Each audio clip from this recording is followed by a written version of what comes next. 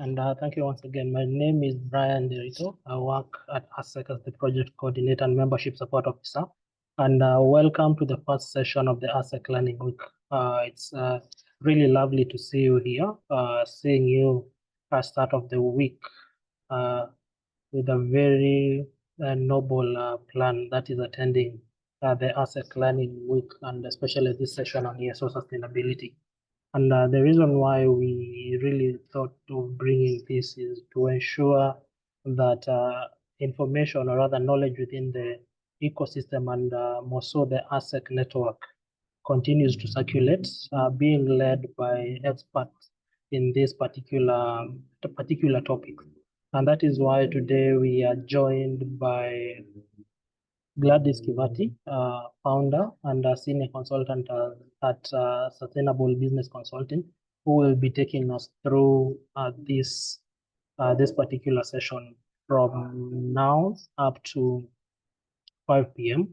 It's quite a number of hours, but we are asking you to stick around because this is just one part of the session. It will be continued with a physical session as well that is coming up next week.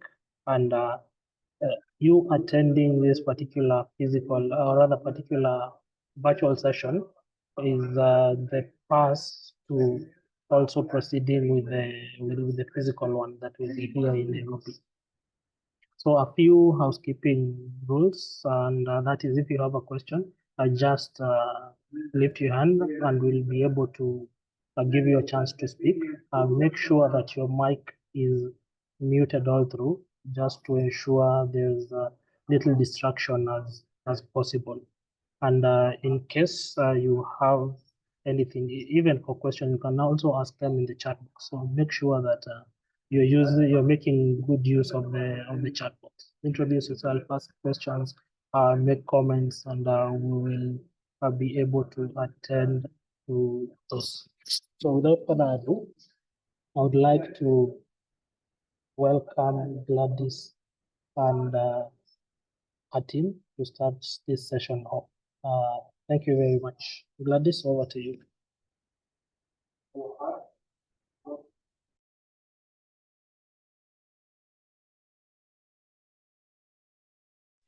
Hi, Brian. Would you want me to be on video, or I can just proceed?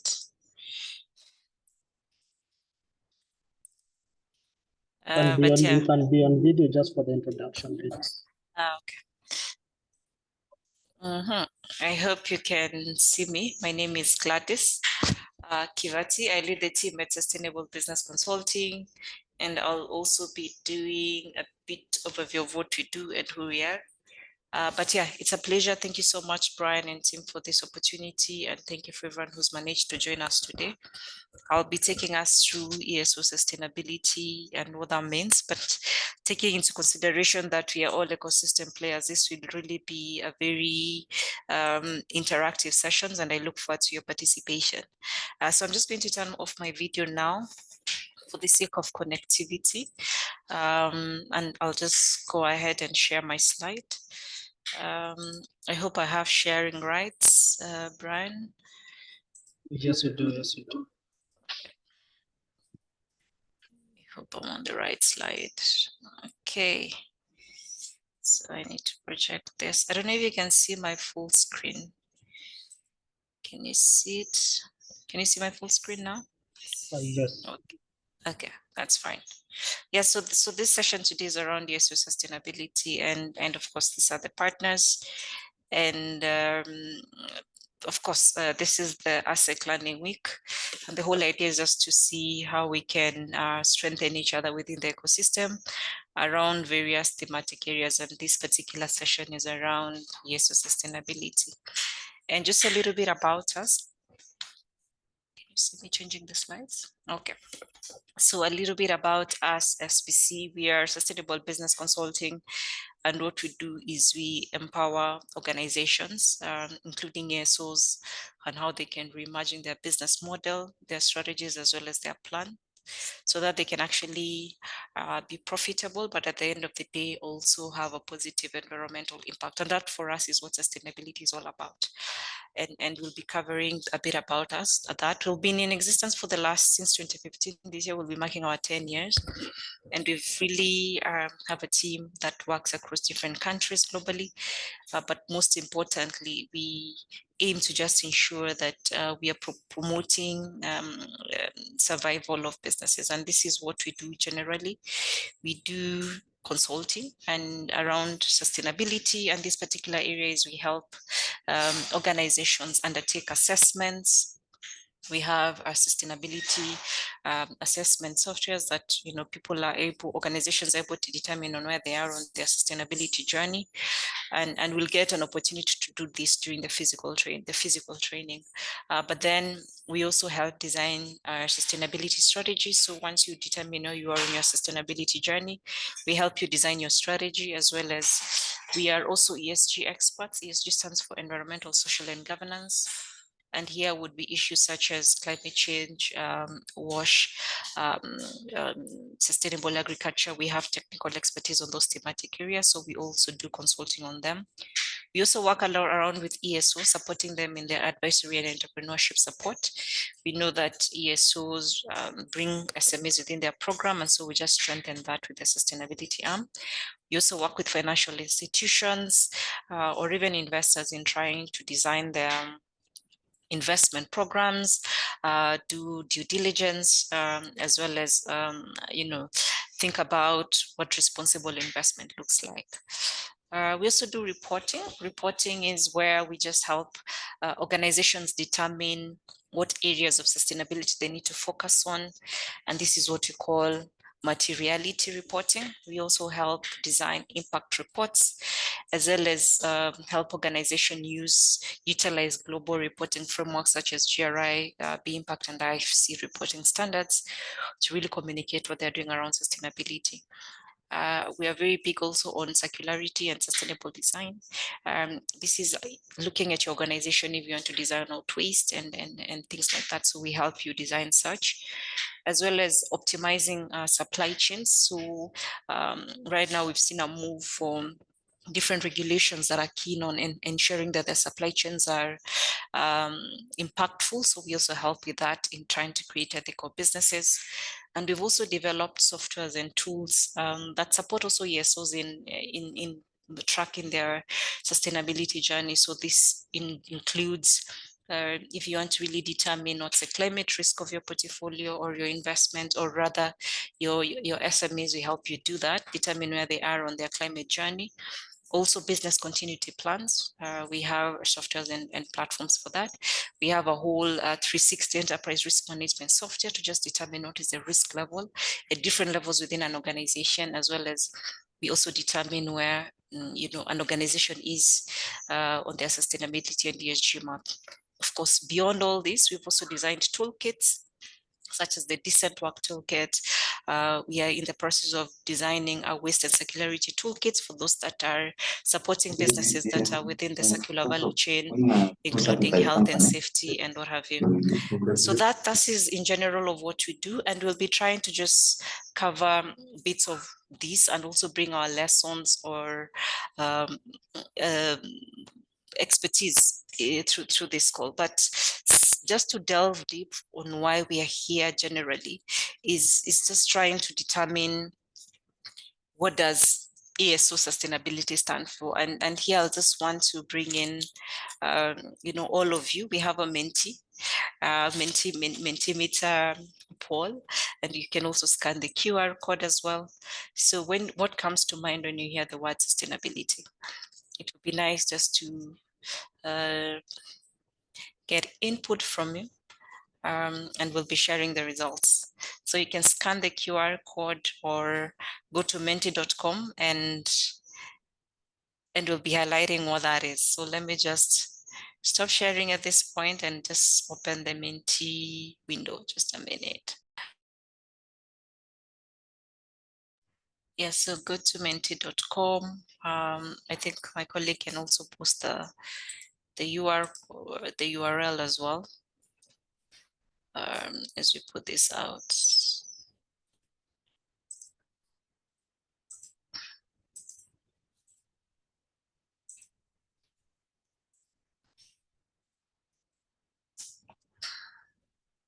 Okay, so I'll just also be sharing the results.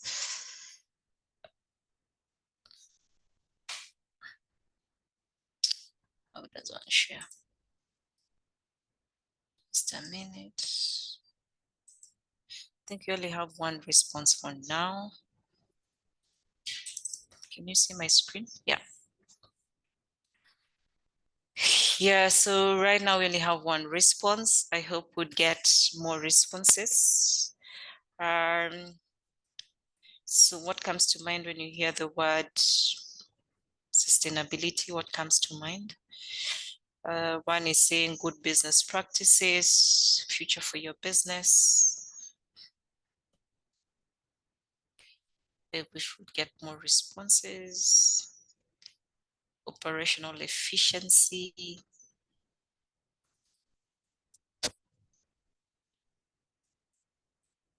Also feel free to type in the chat as well, in case you're not able to access a machine or something. Longevity, yeah.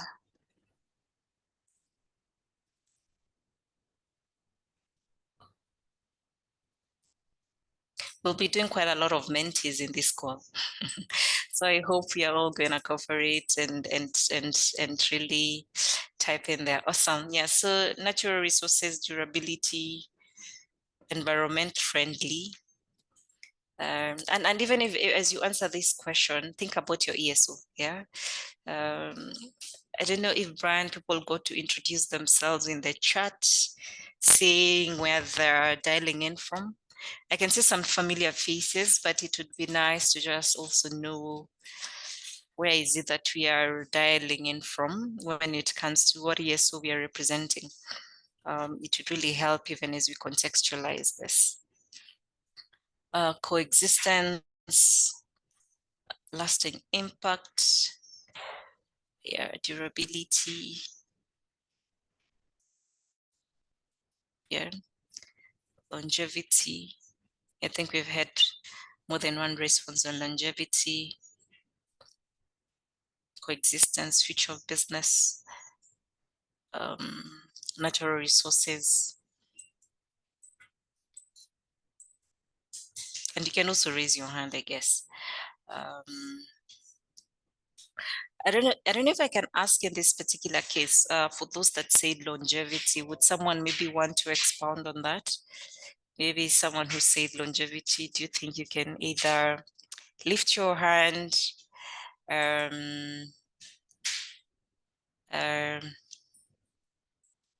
see what you meant by longevity, or why when you think about sustainability, that is something that comes to mind? Anybody can lift their hand? Or for those that said natural resource of operational efficiency and how it relates to your ESO.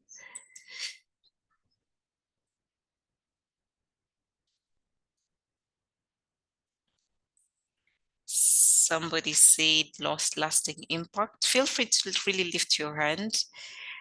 Continuity, yeah, that's awesome. All these answers I think are correct. Anyone who would be willing to just lift their hand and just provide insight onto these particular terms, what it means into their ESO. And yeah, ESO stands for Enterprise Support Organization, Lumiti. So if you're an incubator, you're an accelerator, if you're a capacity builder, you're an ESO, you support enterprises in one or another. So ESO stands for Enterprise Support Organization. Yeah, if you're supporting enterprises in one or another. Yeah, thank you so much.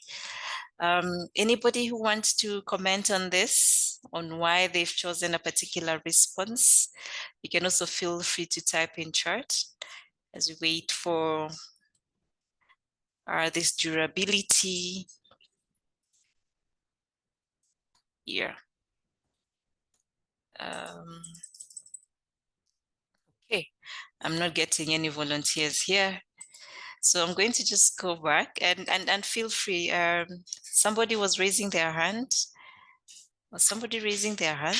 Yes, actually, this is me, and Yes, I'm the one who actually put operational efficiency go and ahead. looking at what sustainability is. That is the ability of this organization, regardless of size, regardless if you're an ESO or just a business enterprise. I think there's that need to balance between uh, how you serve, or rather how you serve your stakeholders. These are the customers or even the shareholders. So, do you ensure that the processes that are in place are efficient to ensure that Mhm. value is created and value is delivered in the long Mhm. run? Yeah. Yeah, totally agree. So yeah, so you've talked about value, you've talked about long run.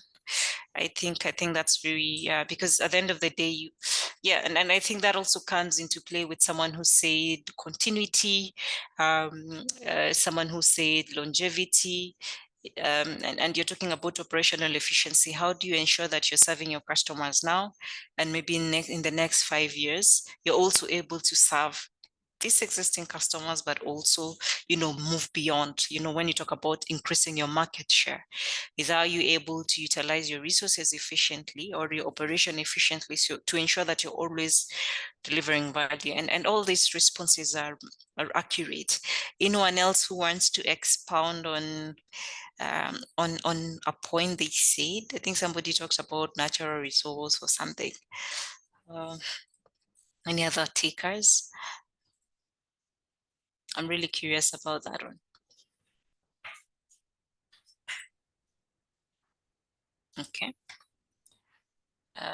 Yeah, so I think you're right, and thank you so much for answering that. So yeah, so just to define, so we also went online and tried to also see what have people say globally referred to sustainability as. So if you can see some of the words or some of the word clouds that have come about is you can see here sustainability in the middle, that this is the first infographic. There's a whole issue about the future. There's someone talking about constantly. There's also another one talking about renewable. Future is coming across. Regenerate is the ability to to continuously produce or deliver within a long period of time. So you've heard about regenerative agriculture, you've heard about regeneration, regenerative economy. You know how you're able to sustain it and ensure that there's continuity either with your service offering. You've talked about viability, maintained, long term. All these are acronyms that talk about what sustainability is: longevity, reuse, economy, economical, yeah, sustain, how you're able to sustain, environment, social, yeah. So all these are terms that have been also used. There's also terms such as responsibility. When you talk about responsible business, important, crucial balance, yes, survival, long-term, future. If you look at this word cloud, definitely sustainability is about how you're able to be future fit, and all these things really can be used in defining it. Perpetual is the same word such as regenerative, yeah, continuation, yeah, and all these things can be used to define what sustainability is. But one thing that is really clear, so from our definition, is an organization that balances profitability as well as impact. That is what we can actually talk about. So it balances profitability and impact. So how are you able to create long-term value as a result of your work? And I think this is also piggybacking on what everyone else has said, because sustainability equals long-term value creation. So ask yourself as an ESO, what value are you creating right now for your stakeholders? So your stakeholders in this particular case would be the SMEs you create, the SMEs within your program, the funders that fund your program, the investors that you work with. So how are you going to ensure that you're creating that long-term value? And for us, we believe sustainability is, being able to ensure that continuously you're having impact in one or another, but also ensuring that you're being profitable. And that's the only way you can actually create long-term value. And we'll be breaking down long-term value creation all through the presentation to see how can an ESO actually create long-term value for their different stakeholders. So, and also we've talked about the issue about impact, and one thing, just also leveraging on the Mentimeter we just did, there was a mention of operational sustainability. There was also a mention of longevity. And for us, we really believe that we're operating within this crucial balance of, we have SMEs we support, but also we are working within an ecosystem that keeps changing. So we now want to look at our ESOs from an impact point of view, but also look at it from a profit-making point of view. And we are going to go now to the second Mentimeter and think about what social or environmental problem does my ESO solve? Because the moment you know this, and the moment you're also able to determine how does my business model generate value while addressing this issue, definitely you're on that path. But even as we do that, we're going to launch our second Mentimeter to just determine this before we proceed further. So in the Mentimeter, let me just share the link. Is the same link. Maybe you can just put the link in the chat again. Let me just go back. And please feel free to type also in the chat for us to answer this second question.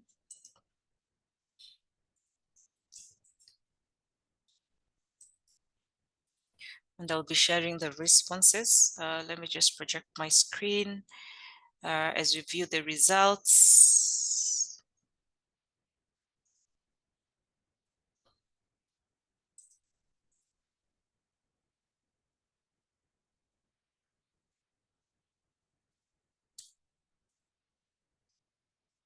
Yeah, I hope you can see it's presenting. So go to the second question, and the second question is asking, have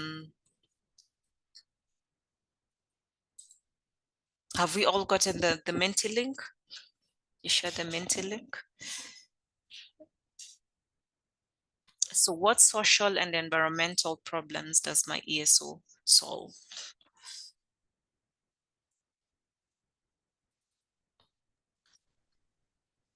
Gladys, I think we've lost you. Sorry, can you see me? Can you see my screen?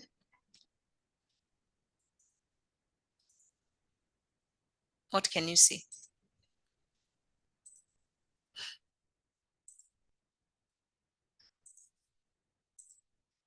Can you hear me, Brian? Yes, now you're back. I'm back. I'm just trying to share this Menti screen.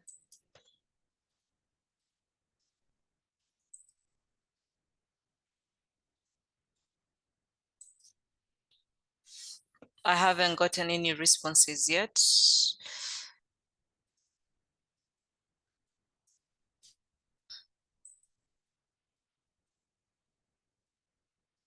So maybe you can start with social and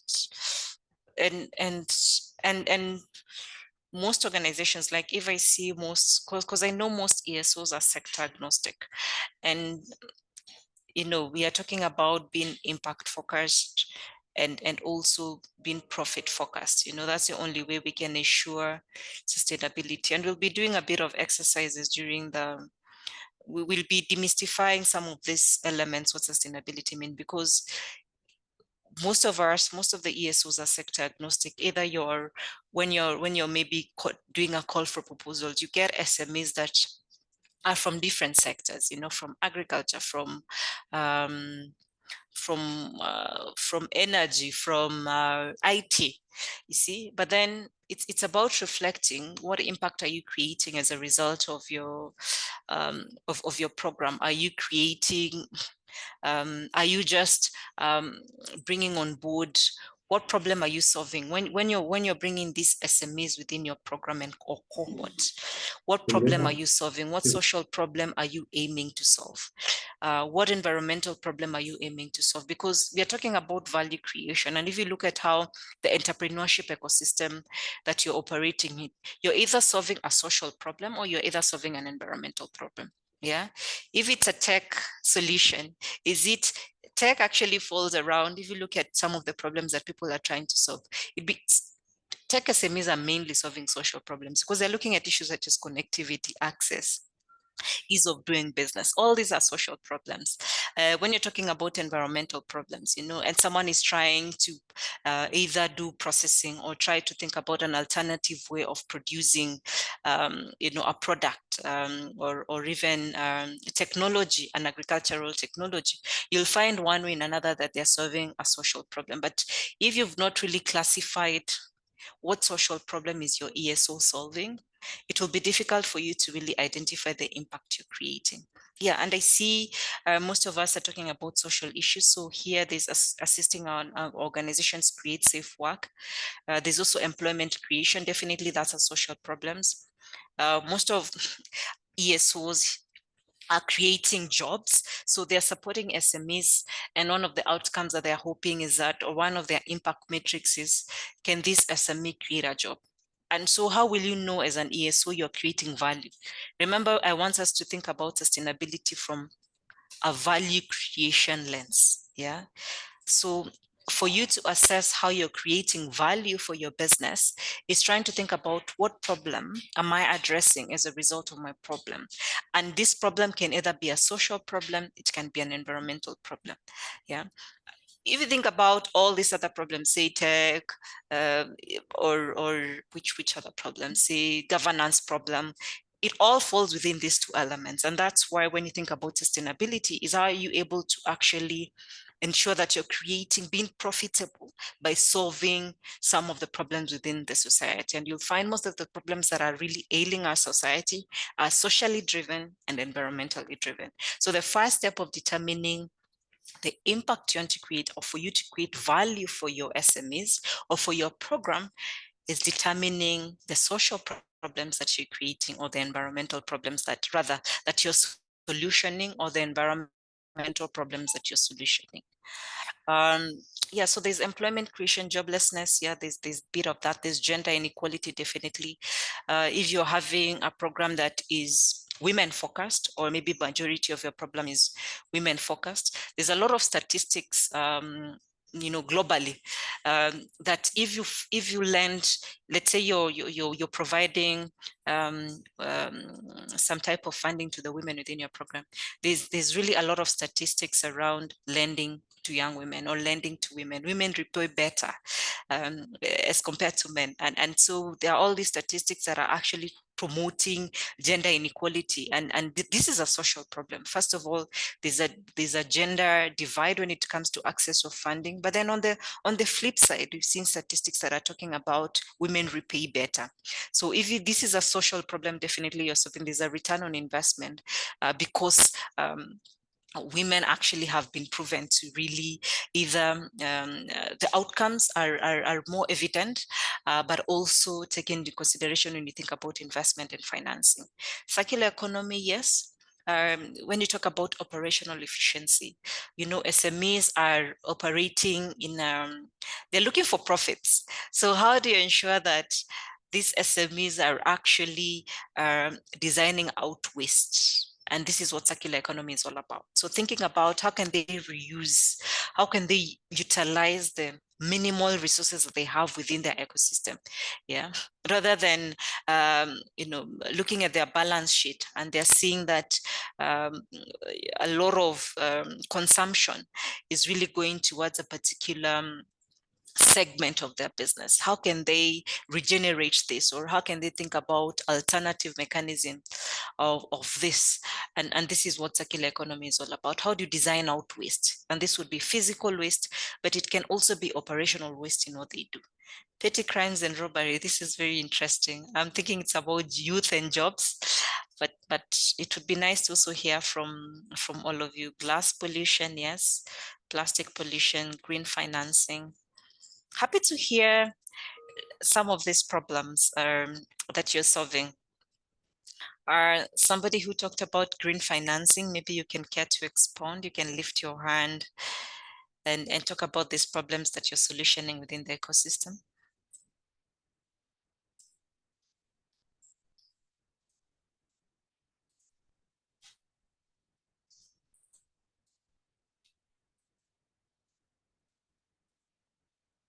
Any takers, or gender inequality, or joblessness? It's interesting. I thought my assumption is, I hope there are more, because I thought all of us are solving a problem in the society. Maybe the question would have been, what problems are my ESO solving? Yeah, rather than social and environmental problems. If I remove the word environmental and social, and I asked you, what problem is your ESO solutioning? What would that be? Have we identified that?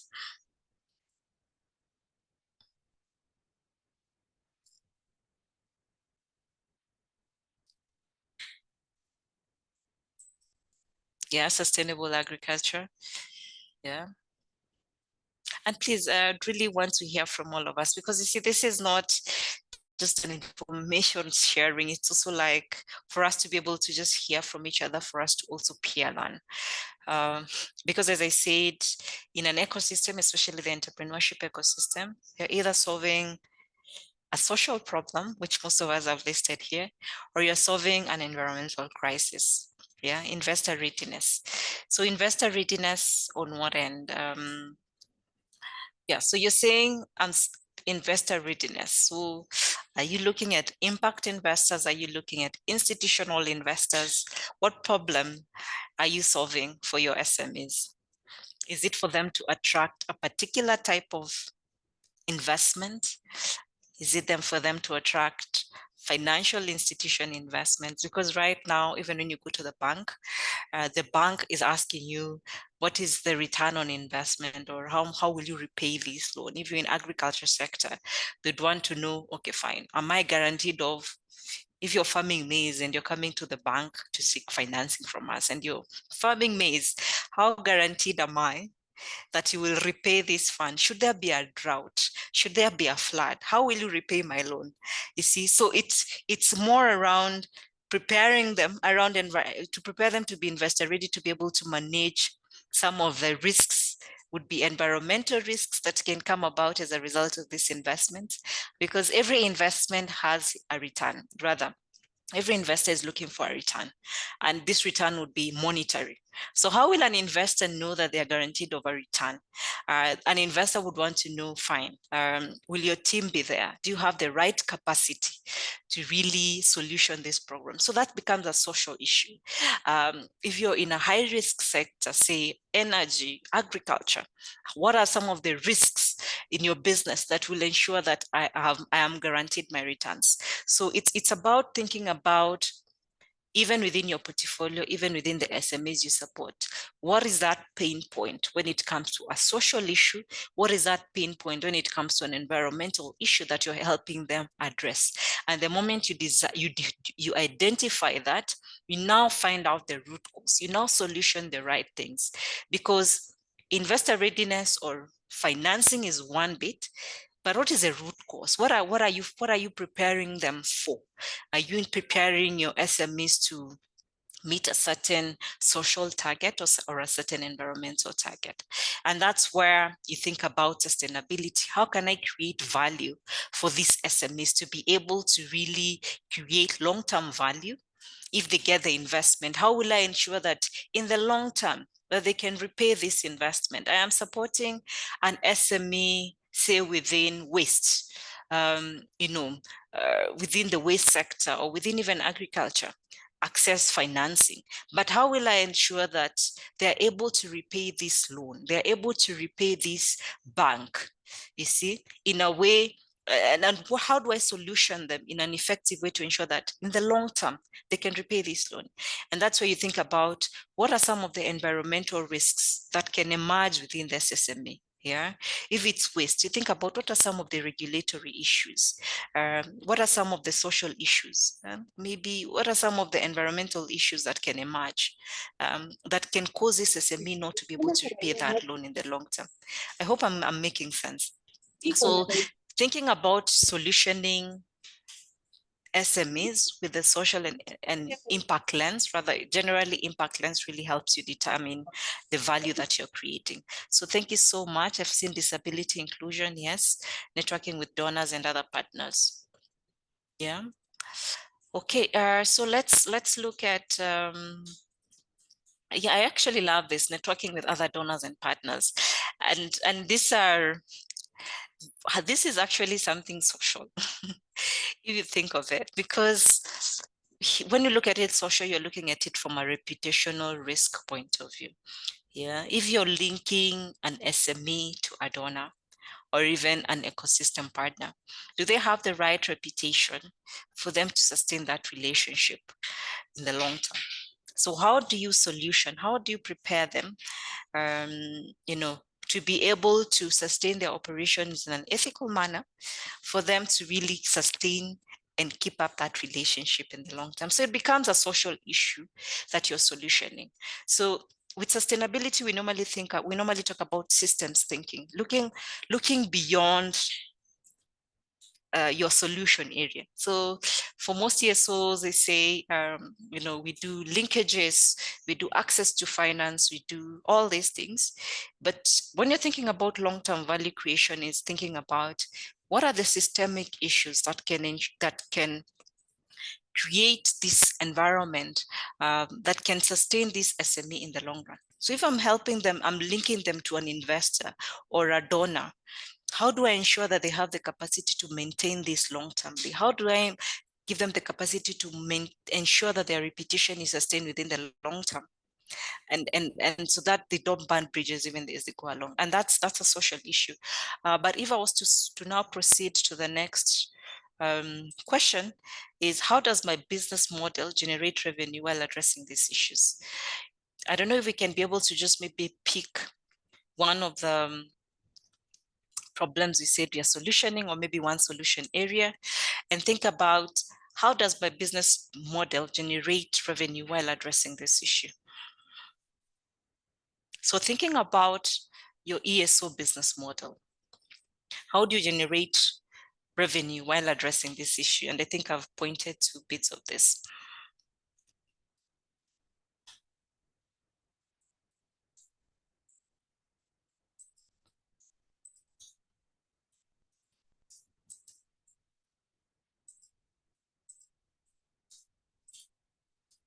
And please feel free to lift your hand, talk, chime in, ask questions, ask areas of clarification. So you've identified areas that you are solutioning. Now the question is your business model aligned, or rather, how does your business model generate while addressing this issue? So you can just go to next and respond to the question.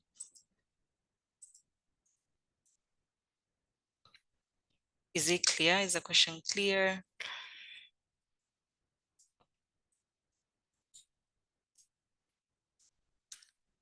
Yes, we charge some of our training.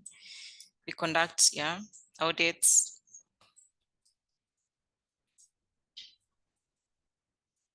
Remember, we've said sustainability, equals long-term value creation.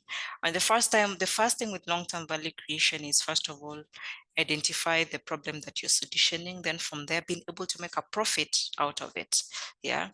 So making a profit out of it would be thinking about, fine, I've identified job creation, or I've identified joblessness or unemployment as a social issue that my business is addressing. So how does my business model generate revenue from creating employment? Yeah. So as I said, for sustainability is first of all identifying what issue that the ecosystem is facing, looking at socially, environmentally. Then from there, aligning your business model to solve that issue. So here I've seen some of you charge for your solutions, stakeholders pay to participate in networking events, training and consulting fees. Yeah.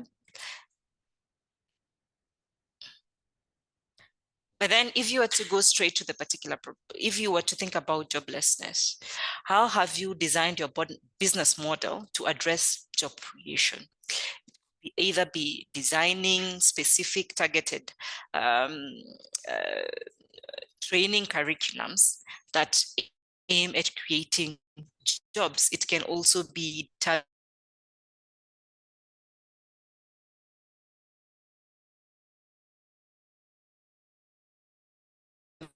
meaning a before and after. You can't hear?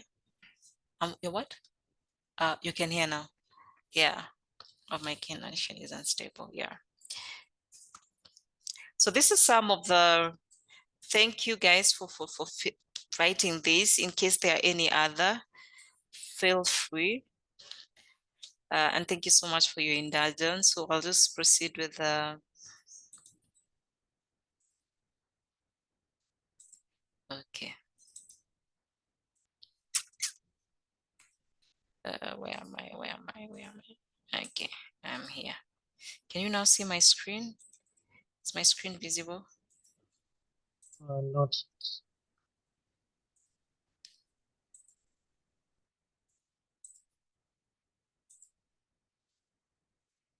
I hope you can see my full screen. Yes, so these are some of the myths, and we'll be just discussing some of these things. So the first myth we come across is impact-driven organizations rely solely on grants. But yeah, so reality is that there's an opportunity for you to generate sustainable revenue streams while achieve impacts. Then someone says there's another myth that says prioritizing profits compromise impacts. But then there's also another reality check that, hey, financial sustainability strengthens impact. And then investors aren't interested in impact. You're talking about impact investing is a 1 trillion indices. So there's a lot of money that is going into this. So it's about how do you actually ensure that you're solutioning a problem that the ecosystem is really trying to strengthen.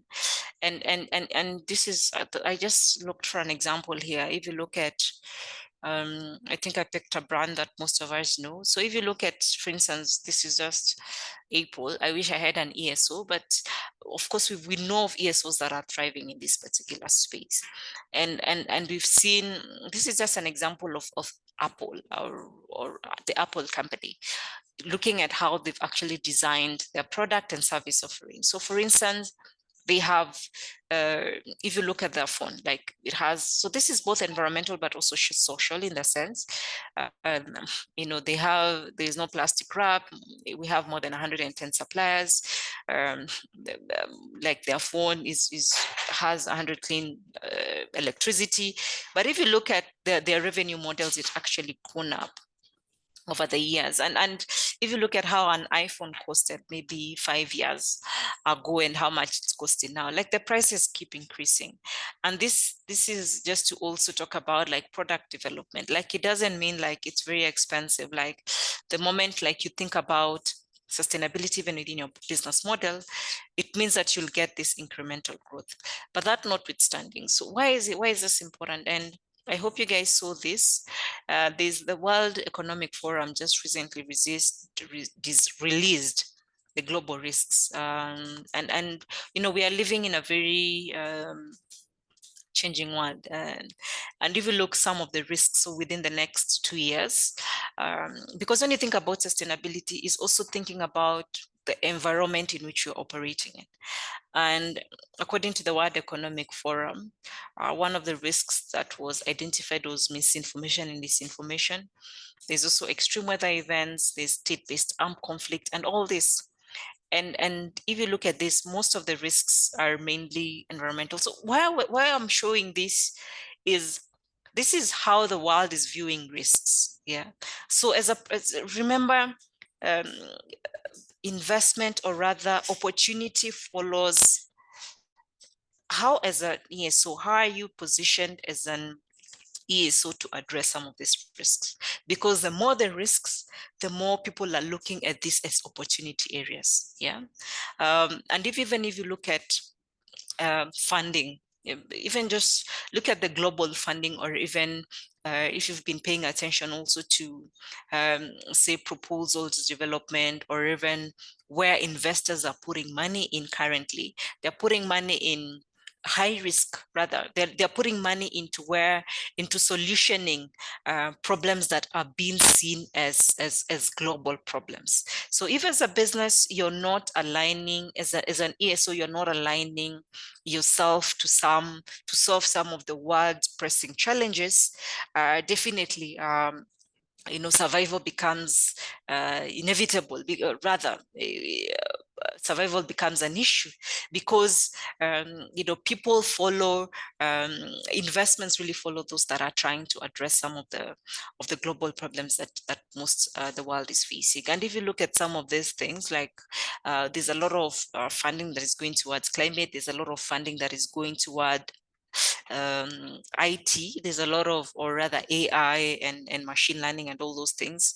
And why is this? Is because it's a risk, and you've seen that most people are looking for solutions across around this area. Cybersecurity is becoming an issue.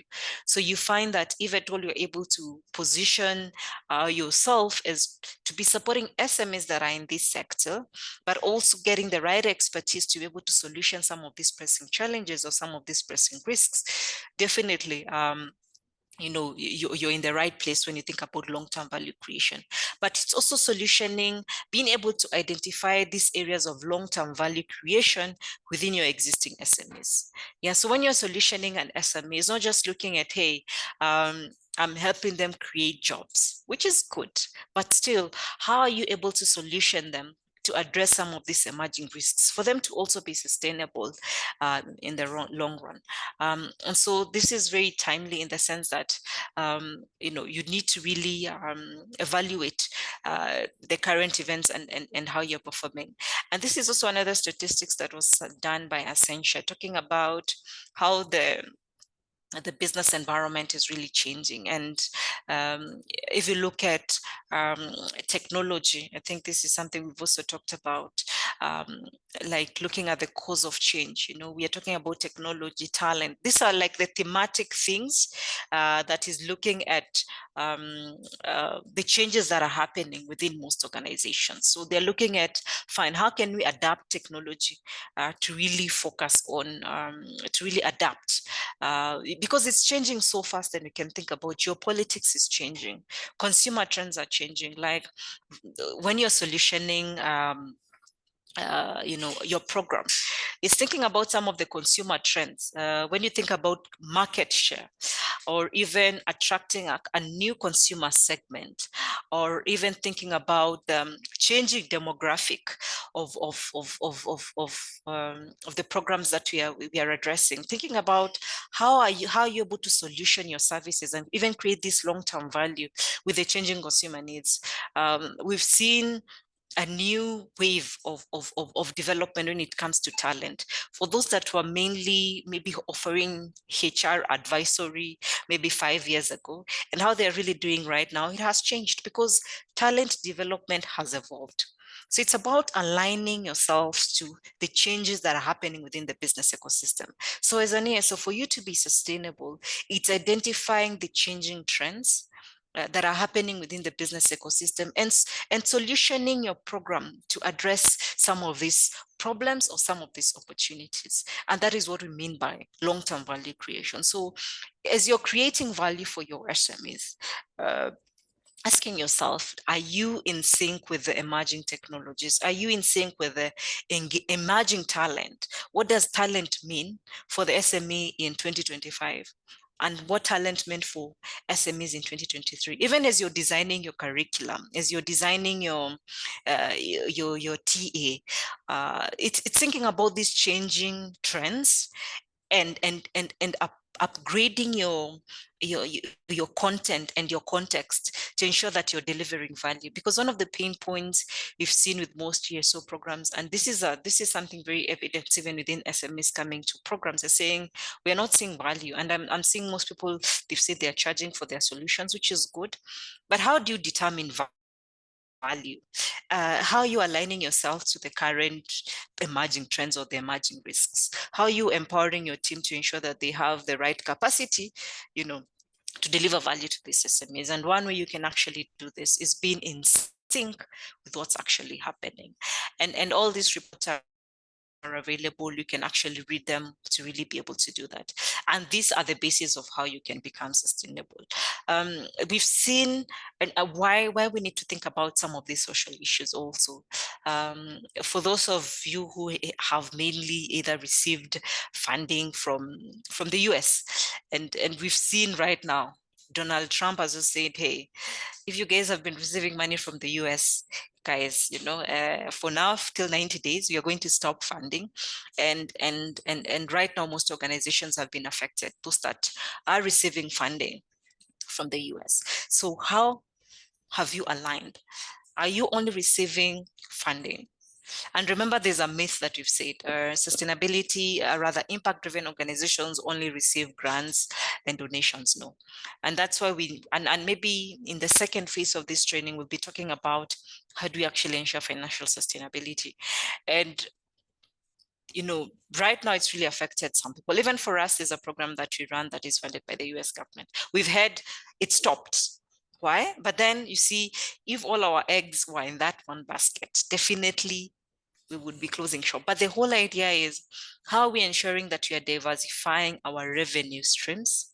Because we want to think about, there are all these geopolitical issues that actually can affect how a business survives or how an ESO survives. So as much as you may be solutioning a social and environmental problem, how do you actually solution it with diversified funding streams? Yeah. And of course, we saw there's the Ukraine war. Definitely, if you are in the if you were solutioning a business that was in the manufacturing sector, or even for us here, so we were mainly affected because you see, like right now, electricity prices went up and things like that. But then still, if you were solutioning a business that is in the same manufacturing sector or the tech sector that is highly reliant on, on electricity, of course, oil prices means a surge in electricity. So how do you prepare this business to address some of these geopolitical issues? So this is what we mean, like, how do we design our programs to be able to think about some of these risks that can emerge that are geopolitically influenced. And when you talk about ESO sustainability, is having the capacity to create value, ensuring that the SMEs that are within our portfolio, they're not just looking at, we want to increase our market share, we want to increase our revenue, but you're also helping to solution some of the emerging risks that can happen within their business. And these are some of the risks. And of course, all of us were affected by the Gen Z. So this is something that is contextual in Kenya, in this particular case. Young people are getting this granted. So how are we preparing our programs to really deal with some of these issues, multi-generational issues that can actually affect, say, job placement and things like that? And this is just a survey that was done by Deloitte that said, thinking about how young people are making decisions nowadays. And how young people are making decisions nowadays has shifted over the years. So how are we preparing our programs to address some of these systemic issues that that exists, and in this particular case, being able to create value. Remember, here we're talking about creating long-term value in our programs. And that's how we are able to ensure that SMEs can continue. When we put a call for applications, SMEs can apply, because they know when they come to my program, they are guaranteed of value. Even for those that come, they're able to pay, because when they come to our program, the ESO program, they know I am going to get value. or even funders know, once I engage with this ESO, we are guaranteed that this ESO is going to deliver value to either addressing this social problem that we want to address, or even an investor knows that, you know, they're going to put money into your portfolio companies and they're guaranteed returns because they know that you're delivering value to your portfolio companies and they're guaranteed of returns of every investment they put. But this cannot happen if you don't think about of some of these systemic issues that you're talking about. And feel free to raise your hand, comment, agree, disagree as we proceed. And this is also something else that happened. And also this is something that affected us. We've seen a lot of disaster. And even as ESOs, during this particular time, there was this whole issue of, there was a flood that happened in Kenya. Most businesses, you could not reach your destination. And definitely this affected, you know, a lot of businesses at that time. So a value add for your program would be, how do I support businesses be able to prepare for this disaster? COVID-19 was one of them. You know, even after COVID, that's when most CSOs started preparing for business continuity plans and things like that, business resilience. But then after COVID, everyone just abandoned it. Nowadays, it's no longer something that is offered within an ESO program. But COVID is not the last disaster we will face. Every day we are facing disasters. So how are you positioning? How are you designing your program to be able to create value for your participants, for your investor, for your funders, to showcase the capacity that you can be able to support this enterprise actually be able to deal with some of these disasters? Even as an ESO, how are you aligning yourselves to be able to competitively prepare businesses for such disasters? And we've also seen there's a changing investment landscape. For those that are doing green financing, it's become as a thing.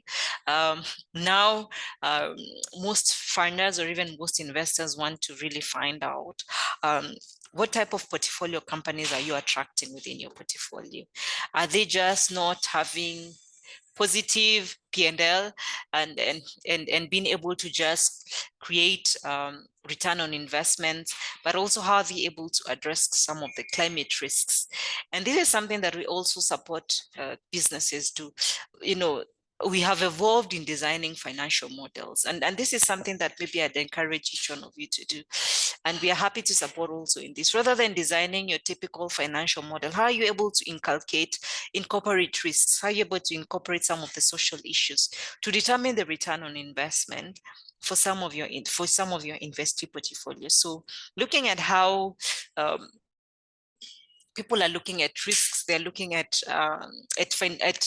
performance of a program beyond just having a positive cash flow, to even just creating both to reducing reputational risks. We've seen companies that organizations that, you know, if you look at them, they're perfect, they're really making the numbers, but one reputation or someone said this about them or someone did this and it was online and that company went losing down, like they really lost, like they lost investors, they lost what they were doing because of a very small mistake that they either was publicized around.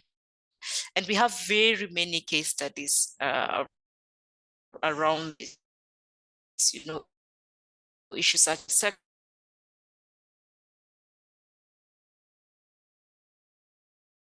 sexual harassment. You can gain things very hard, but losing can be really very fast. So in this particular case, how are you actually able to align your business or align your ESO to really support your portfolio companies to really align to the current investment language that most investors are looking for? And sustainability, and we'll also be discussing how does one design this and how does one go about this. And okay, is my laptop hanging? Can you guys still see my screen? Yeah. And this is also something else, like an emerging trend as well. So this is how much are companies investing in AI. As you saw, I think in the risk, if you remember the risk slide, misinformation and disinformation, was one of the global risks that was identified. And so we see most companies investing in AI. And I'm glad. I think I'd really encourage you. There's also, I think, something around AI that is in this series. Please also, I'd encourage you to also think about this, because listen, AI has become. So tutawapea options za kuvote. I think somebody is speaking. Okay. Yeah, we've seen a growth in AI. So this is an emerging trend. And for you to be sustainable as an ESO, how are you aligning your program with AI? Or rather, how are you increasing the capacity of your team in AI? Because this is a trend that is happening. So remember, in this particular case, you're looking at some of the sustainable trends that are happening across the world. And if AI is one of the trends that most people are aligning towards, for you to survive, it's either you increase your capacity to really see how you can create value in your program by tapping into this AI bandwagon. Because if you don't, you have seen how investment in AI has actually increased. It was very high in 2021 because of the of tech and all these things that happen, but we will see that increasing, and we're seeing a lot of investment in AI. So sustainability, ESO, how do you actually align your program to really solution some of these areas? And remember, we're talking about long-term value creation, and long-term value creation can only be brought about by thinking about the trends that are happening and aligning your ESO towards this. So this is just a bit about the trend. I don't know if there's any other trend that you have seen within the ecosystem that maybe I may have left out. But this was just some of the trends that are mainly somewhat linked to addressing social problems, addressing environmental problems, and just being able to, and why is AI a social issue? Why AI is a social issue? Because people are looking for information. People are looking for connection. People are looking for ways of getting, information, and also just to deal with misinformation. So there's also a lot of misinformation and disinformation that is brought about by AI. So you being able to solution that is also, it has both a strength and a negative. And this is something, this is a quote that was, what's the name of this guy? I don't remember his name, but yeah, he said, "Is not the strongest of species that survive, not the most intelligent. It's one that is most adaptable to change."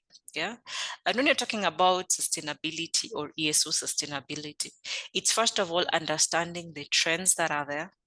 First of all, understanding the social and environmental problems that exist in this world.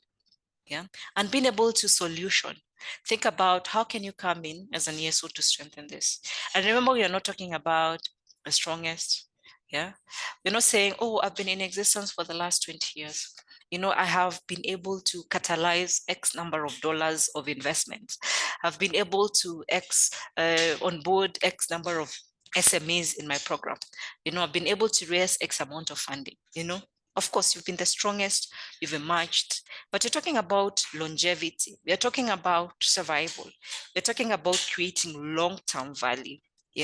And if as an ESO, you don't solution your program to really address some of these systemic problems you've just gone through, including others, and you're not able to align your business model to address some of these changes that are coming in this year or even in the next 5 years, definitely you will not survive. So remember, it's not the strongest that survive, or not even the most intelligent. You may have the best thing, but how are you able to adapt to the changes that are happening, and not just adapting to change? It's about systemically creating solutions, not just offering, we are going to create networking opportunity for our SMEs, you're going to provide linkages, thinking about what systemic issues are we solutioning? How will we create long-term value from these linkages we can create? Who are we actually bringing within our network or our SME network to ensure that even as we do this linkage, it's also able to support these SMEs actually, create value? And how do we demonstrate this value to our stakeholders? This would be your SMEs, your funders, your donors. So I hope I've been very clear on that beat as to why this is important and how we can position ourselves. And this is just 3 steps on how we can go about it. So anticipating material changes to the operating environment, then systemically developing our strategic plans in context of such changes, and then allocating resources and create value in what that enables success. And maybe this is where I'd really ask a question. Looking at what I have just talked about, the previous trends, and looking at your ESO, what are some of the trends? And here we'll just maybe raise our hands, we'll type in the chat. And here, this is what we'll just talk about. What are some of the material changes or some of the areas we have seen within our ESOs, maybe in the previous 1 year, in terms of changes in the ecosystem that we see or we foresee? So here it's looking at the first part, anticipating material changes to the operating environment. What have we seen maybe in the last 1 year that is making us reevaluate our business model? What do you anticipate will happen in the next 1 year that will make us reevaluate our business model? Maybe that's a question that I would want to ask, and I'll just type it in the chat.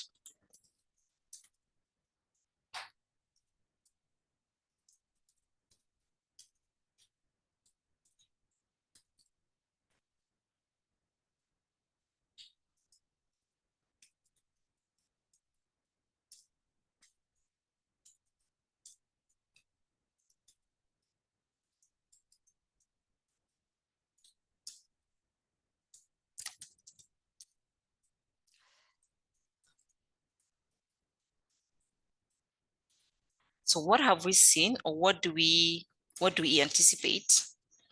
And what we have seen, and this would be based on what I have just shared.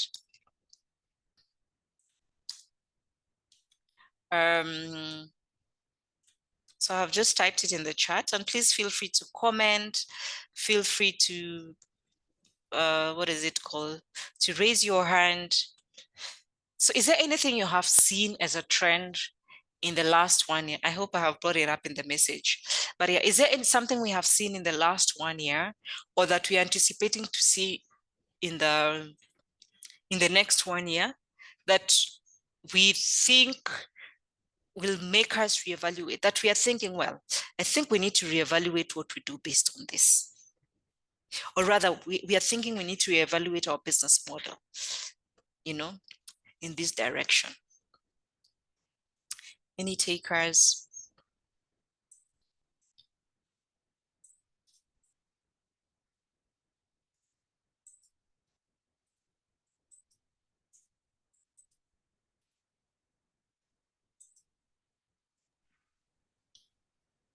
Okay, so it is what have we seen? I think I have just written it wrongly. So it's what have we seen in the last 1 year, or what do we anticipate to see? Go ahead. Somebody speaking?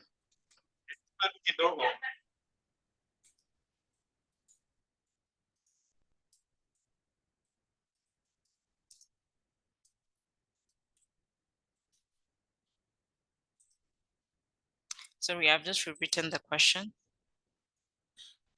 Probably I can try. Yes, Ivy. I think what we've seen is there's a low demand on people actually wanting to have trainings through through the entrepreneurs, society organization.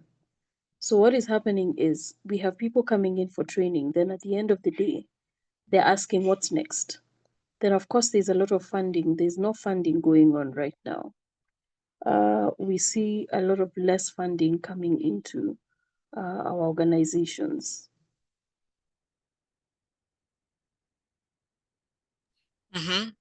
So that's a trend. So how are you reevaluating your model as a result of that? Is it because of, and maybe if I can just expound on that, Ivy, why do you think there's less funding currently? Do you think it's a Kenyan problem? I don't think so. It's a Kenyan problem, but I think it's more of what are the trends? What are we answering to? You know, are we really working on what the market trends are right now? Are we producing the businesses that are needed? What are the businesses that are needed actually? You know, so I think there's a lot of questions along that. Yeah, and yeah, I agree with you. So are we solutioning the right problem? So as you're saying, most people come for these training programs. Maybe we are offering the curriculums we used to offer like 5 years ago. It's the same. We're still doing PMC, we're still doing market share, TAM, and those things. So the question, and that's why we are thinking about long-term value creation. So do these SMEs feel that we are positioning them to create that, you know, to be there to survive as an enterprise? And I think what these trends are telling us is the business world is changing. So how are we solutioning, you know, our programs to create long-term value? And it's are we addressing the right issues for these SMEs? Yeah. And yeah, I see Duncan, maybe you want to go ahead and just speak out if possible.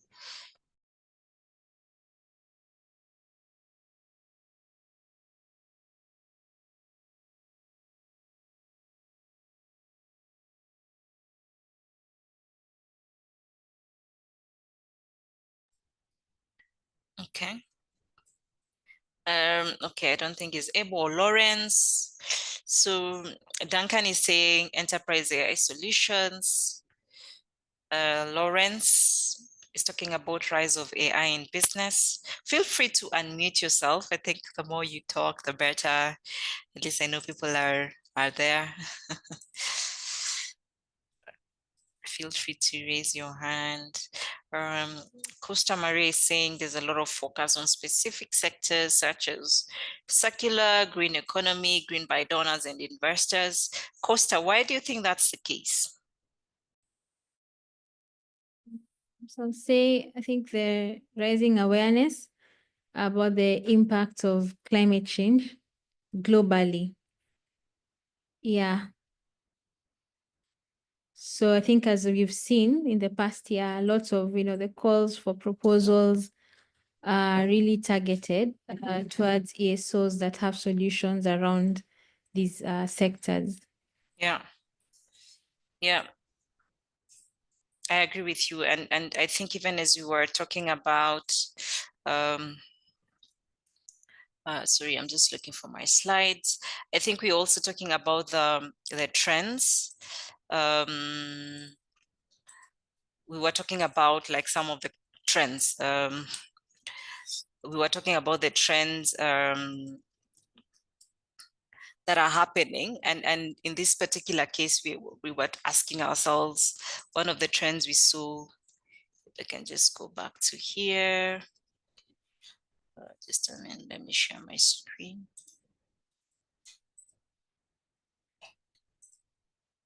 Yeah, if we look at the global risks, yeah, of course, these issues such, if you look at the risks, extreme weather events, which definitely is associated with climate change, is one of the risks that emerge.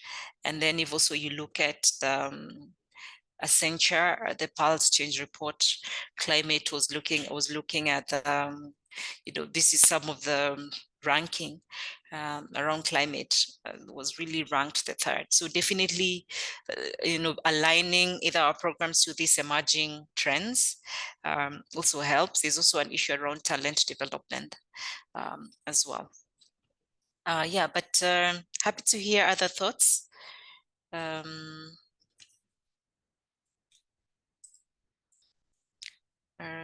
This rise in AI, I think we've talked about AI being, we've talked about AI. There's a lot of investment going into AI. So definitely solutioning your program around this also helps.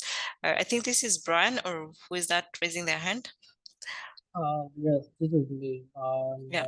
I think I can give a bit of inputs. And one of the trends that we have seen come out of ESOs recently is disaster resilient plans. As you mentioned, this alludes to the risks and the disasters that have happened in the past, one being COVID. So we've seen a lot of businesses now start formulating continuity plans, and also just changing their business models so that it's no longer brick and mortar.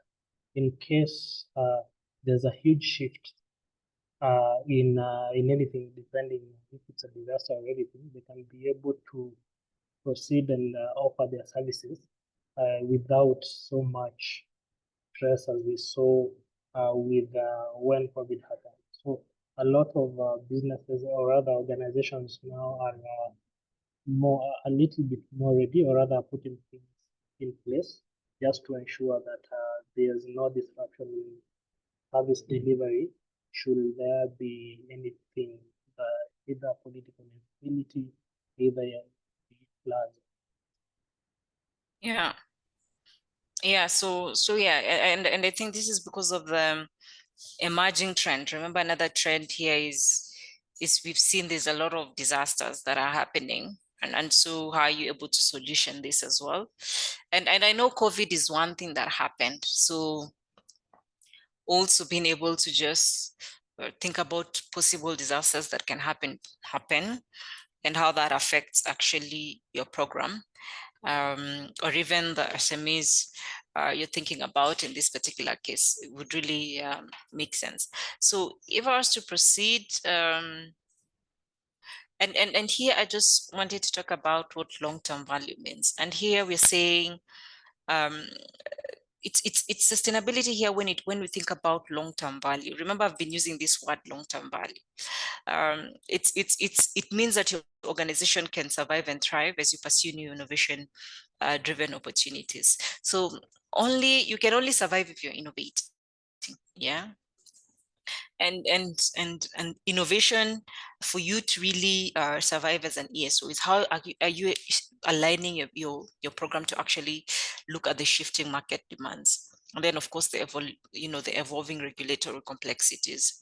So for instance, if your program is supporting, say, agriculture focused SMEs, yeah, remember here as an ESO, as in from what I'm believing in, and when I talk about long-term value creation, I'm looking at how does an ESO create value for the people, for their core users. Yeah. So the only way you will be in business is how are you able to ensure that those that are coming within your program are able to get value.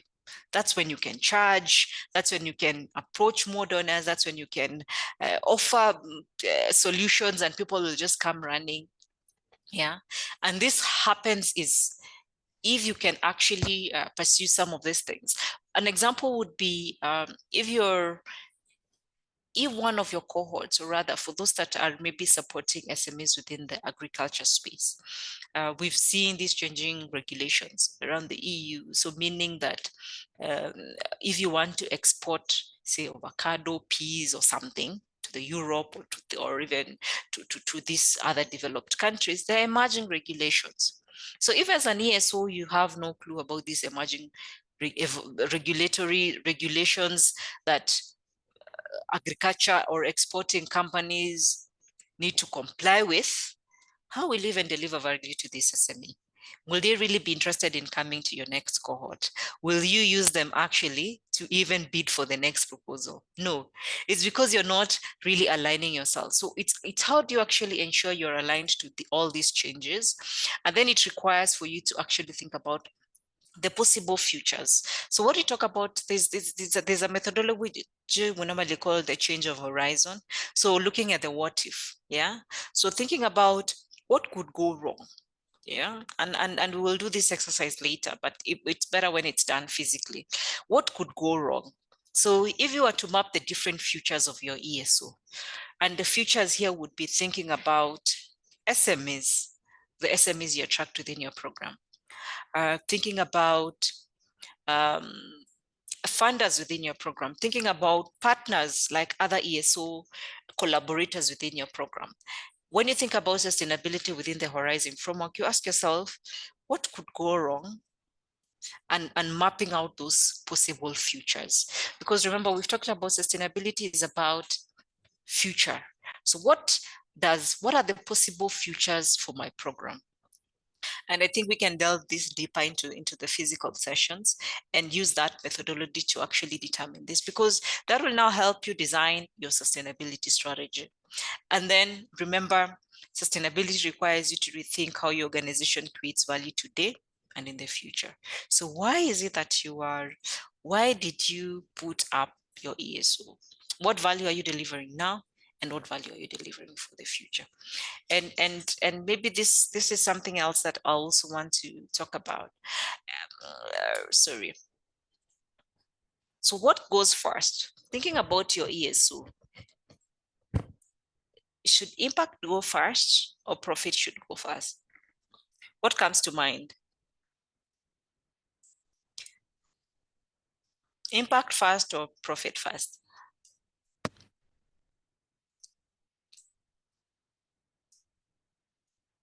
Are you here to be profitable? And hey, I need to pay my rent. I need to pay my staff. I need to pay my utilities. You know, impact itanifuata. Maureen is saying impact first. Most ESOs are looking for money. And I know we are Maureen, yes, you've talked about impact first. Maybe you can just expound.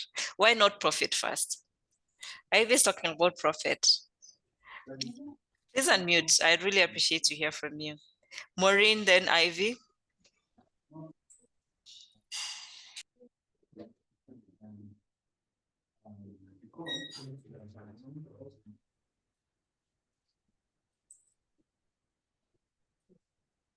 Oh, Ivy, maybe you can go because we heard from you. Okay, Maureen says should. Okay. Ivy, maybe you can talk about profit. I think running an ESO with no money is not sustainable usually. Okay. When you Yeah. start, you think that impact is good, but impact is fantastic. Mm-hmm. But at some point, you realize you have to meet, costs that are there. So the balance has been, how do you balance your impact and still be sustainable? Okay. Any other comments? Yeah, thank you, Ivy. As in, and most people would say, hey, okay, is social enterprise, then impact comes first. So Eric, are you running a social enterprise? Anyone here who is running a social enterprise? I assumed most of us were ESO, or our ESOs are social enterprises.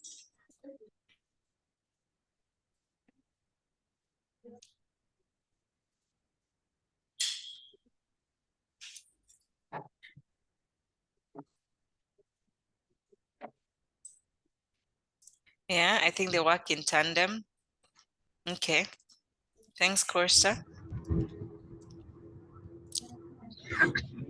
Please feel free to unmute. I'll really appreciate to hear your insight. I see Bruno and, okay, I see people have unmuted.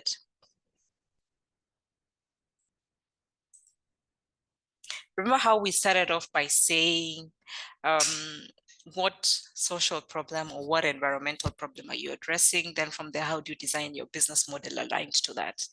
And yeah, I think Kosa has talked about, I think they work in tandem, and I could agree with that. And why this is so is because what problem are you solving? And here we are looking at from an ESO lens. Yeah.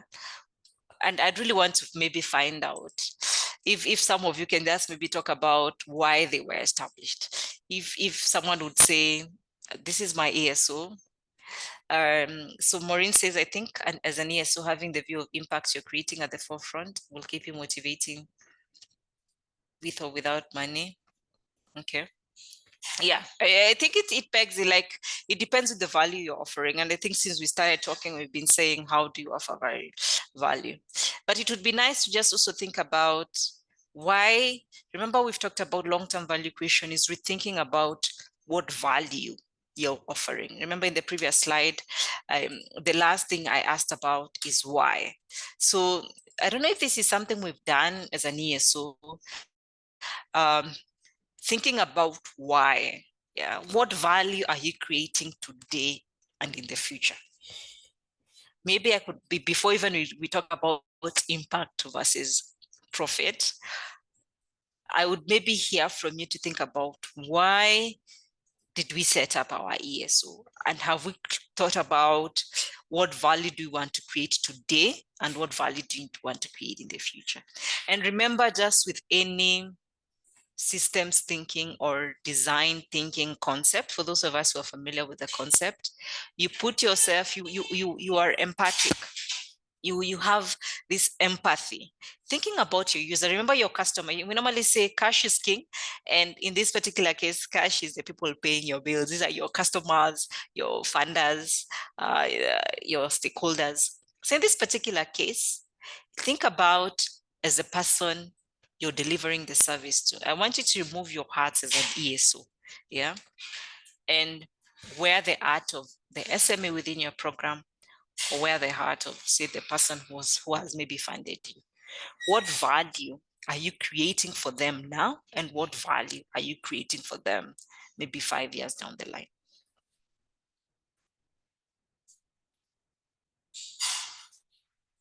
Have we identified that? Let's think about your SMEs. What value are you creating for your SMEs as a result of your program?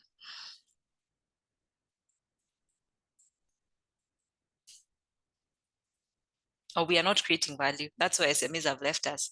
And that's where these funders are disappearing from our, we can no longer, we write 20 proposals and none of them are coming through. Have we thought about the value that we are creating?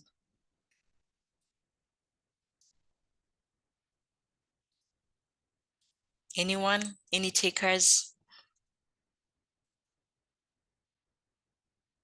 I will keep using this word value all through this ESO sustainability series, because sustainability equals long-term value. If you are unable to determine the long-term value you're creating for your stakeholders, this would be the SMEs you support in the program, your potential funders, your potential investors.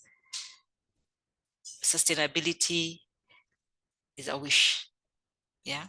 Because if you've not identified that value, the value you're creating, yeah. And I think maybe this is something we can reflect on. What value am I creating? My SMEs, what value am I creating? And it can be in line with the trends, what we've just gone through, the emerging trends, the emerging risks, that we have covered in the previous sectors. But yeah, let's talk about impact first versus profit first. And the whole idea about long-term value creation is trying to find, the center, yeah? So being profit focused and being purpose driven. So in this particular case, the moment you have understood your why, and the why in this particular case is what value am I creating? Yeah. And I hope that maybe by the end of this series, you'll be able to demystify the value that you're creating within, and the value can actually be determined by identifying what problem are you solutioning. Yeah, that is very, the way we normally tell during our investor readiness or during our business planning, the bigger the problem, the bigger the opportunity. So as you're helping the SMEs create their pitch decks, we tell them you need to put statistics of the bigger the problem. So even you as ESOs, as far as long-term value creation is thinking about, how big is this a problem? What am I solutioning? And in this particular case is finding the balance between profit and impact. And there's always a danger for the mission trip. So losing focus on impact to pursue profit. Yeah. So there's always that. So this is like a matrix that is normally there. So if you look at this matrix, we have, if we were to put different ESOs, so there are those that are profit focused, like meaning, hey, I want to get, and maybe for those that are dependent on grants, definitely most grants, you're not supposed to make a profit from grants, but maybe you're just really to cover your operational costs. But still, let's say you're charging for a training, for a training program, or it's profit focused. So in this particular case, if you're just you're low on profits, meaning you're not making a return on investment, and you don't even have a purpose, you don't have your why, you've not determined your value, definitely you become insolvent, meaning your rate of survival is very low. So if you're in number one, and we have an assessment that can help you determine where you are, so we will run that later, and maybe we can share this at the end of this session. So determining on where you are in your where do you lie on this matrix, by answering some few questions. But then the whole idea is for you to be at a 4. Yeah. But if you look at a 2, is profit focused, is you're pushing to make money, and it's really draining your life, because first of all, you're doing something that you're not creating value, and you know very well you're not creating value for these guys. It's just hit and run. In this particular case, no one is really making a change. Like you have these SME programs where someone is just coming, delivering very generic things, and they have maybe a program has maybe 5,000 SMEs because they promised a funder 5,000 SMEs, but there's no impact. And I'm sure you've seen some of these things. You have promised very large numbers. It means that you're doing a shallow program because you either want to make large margins, or rather than offering very in-depth, or maybe the in-depth solutions such as coaching, mentoring, or that one-on-one engagement, we just want to do group classes. Yeah, with that, you're going to save money, and as a result, and you will not find passion in that, because at the end of the day, people will not. Every time you'll find yourself going back to either say call for proposals, or rather call for SMEs, and no one will come, because no one is really getting value for this, because you really want to offer very superficial type of support to SMEs, and you'll find you may take a lot of time recruiting, but the moment they don't see value, yeah, in what you're giving them, yeah, because you're trying to save a buck, definitely you will have a long process in everything you're doing. Recruiting people will be an issue, so it's life draining. Closing out a problem will be an issue. It's just draining. So that's where it comes. Like if you're just focused on making your margins, you find every time getting a new, and it's also life draining in the sense that you have to keep convincing a new pool of funders or even partners really invest in your program, because there's no return on investment. And impact is not something you can hide. It's either you're delivering impact or you're not delivering impact. And then the fourth one is definitely there's a difference you're making. We've seen SMEs within your program raise funding. We've seen SMEs within your program scale their impact, because the moment you design a value-driven program, or a program that is delivering long-term value to your cohort, definitely you're going to see change. You're going to see them enter new markets. You're going to see them hire more staff. You're going to see them make money, because you've invested in creating or unlocking that long-term value by helping these SMEs address risks, by helping these SMEs leverage AI, addressing these SMEs, talent, enhanced talent. So definitely you're having an impactful program. And definitely in this particular case, you will never run dry. Meaning that if you're looking for pipeline, if you're looking for things, people are just referring your program. That's what it means to be at number 4. Yeah, you will no longer strain. And this is the difference that really makes a high level ESO to one that is just very superficial. Because you will realize that some ESOs, the moment they put out their call for SMEs, or they put out they are doing this particular program, you'll find SMEs, high quality portfolio companies applying for that. But there are others when they just say call for applications. They will get one or two and they start looking for pipeline everywhere. Why? It's because they have not identified that value. They have not determined their why. Yeah. At the moment you don't determine your why, it becomes draining. You're always looking for numbers. You're always looking for pipelines. So how do we ensure that you're getting to number 4? And of course, number 3 is, of course, you want to really create impact. For those that are number 3, you're very impact focused, but then you become vulnerable in the sense that you're not able to either make your ends meet and things like that. Something risky that can happen if you are to experience a Trump moment. What I'm referring to, maybe the US comes and say, we are no longer funding you. You just experience that vulnerable moment. So we're going to do a small exercise. And I'm hoping this will take about 10 or so minutes. So, and I'm not saying that it's not bad to be profit focused or to be purpose driven focused, but I want us to identify 3 positive results from focusing on each. And I know there are some that are profit focused. Hey, I want to make my margins. I want to just ensure that I'm able to pay my bills. I'm able to ensure, and then there are those ones that are purpose driven. Purpose driven is I want to have an impact. My program should actually create jobs. My program should actually deliver women from poverty. Yeah. So what are some of the positive results of being profit focused, and what are some of the positive results of being purpose driven? So if we are able to do this, you can just maybe draw the worksheet in your piece of paper or wherever you are, and just speak about this. What are some of the positive results of being profit focused? Is it wrong to be profit focused? Of course, it has its positive, and that's why we are saying we need a balance. But still, why is it that even as we are designing our program, we need to think about profit? Any takers? You can type on the chart. So the question is, by identifying 3 positive results,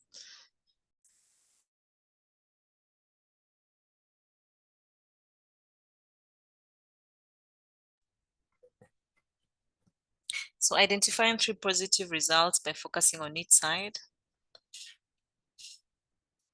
You're saying profit for sustainability. It's not clear. Are you talking about profit focused? Profit focus here is, hey, I need my expenses. I need to be earning my positive cash flows. If I look at the investment in recruiting vis-a-vis, my pipeline, or me being able to like have a 100% completion rate, that kind of thing. Yeah. Positive cash flow in my program, that I'm not all the time looking for the next. Yeah. So I'm not able to understand profit for sustainability. 3 positive results from focusing on profit. What are the positive results, yeah, of being of profit focused? Why should we think about profit in our ESOs? Or we don't think about profits? Or first of all, are we profitable? Because if you're not profitable, definitely we are not doing good.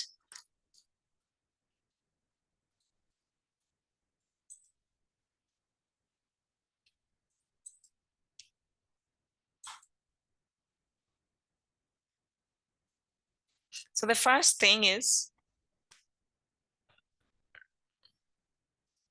why should we think about profits when we think about, yeah? So yeah, so I've seen revenue growth, cash flow, attract investments, room for scale. Yeah. Positive results, scaling. I totally agree. Yeah, so yeah, you can only scale if you have money. So a good example of scaling, and please let me know what are some of the positive, like when you talk about scaling, what would that mean? Is it entering If you are in Nairobi, you can even open up a hub in Kisumu or in, what does scaling mean in this particular case?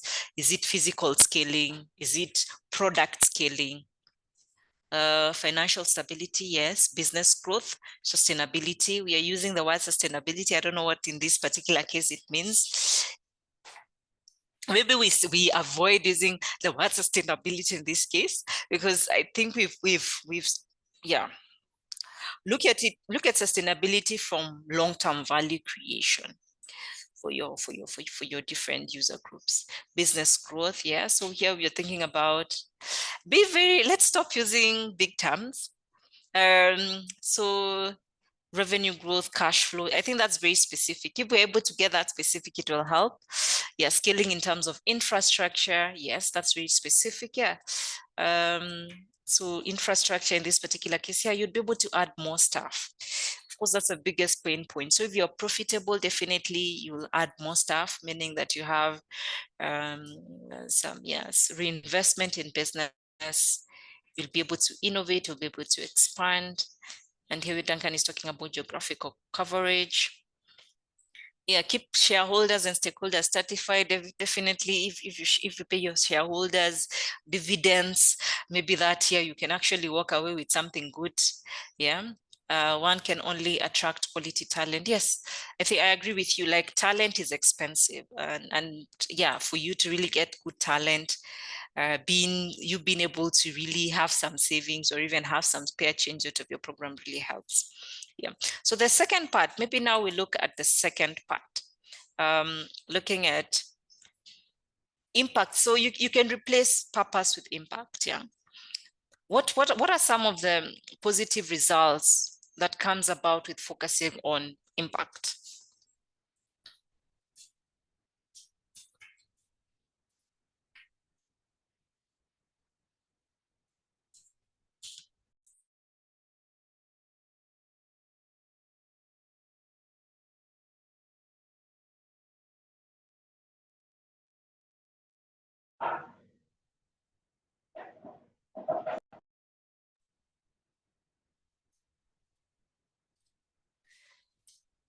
Yeah. Why? What is good with being an impactful ESO?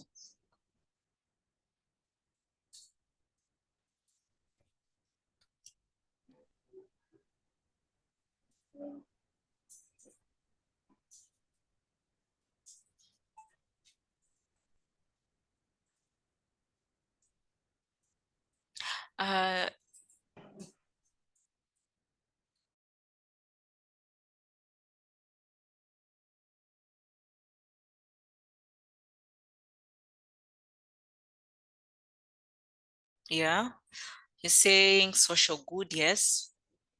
Customer loyalty, that's an outcome.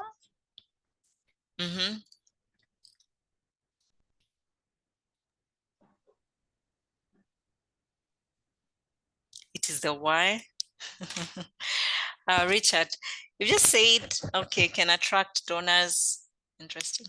Remember, we've said you can only define your why by understanding what is the long-term value I am creating. So if for you, the long-term value you're creating for your SMEs is by impact, well, so be it. Can attract donors. Maybe these are donors that have looking at impact. Okay.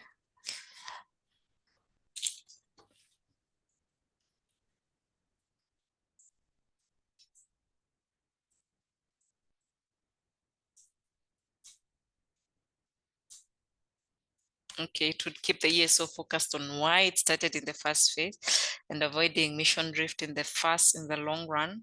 Okay. Yeah.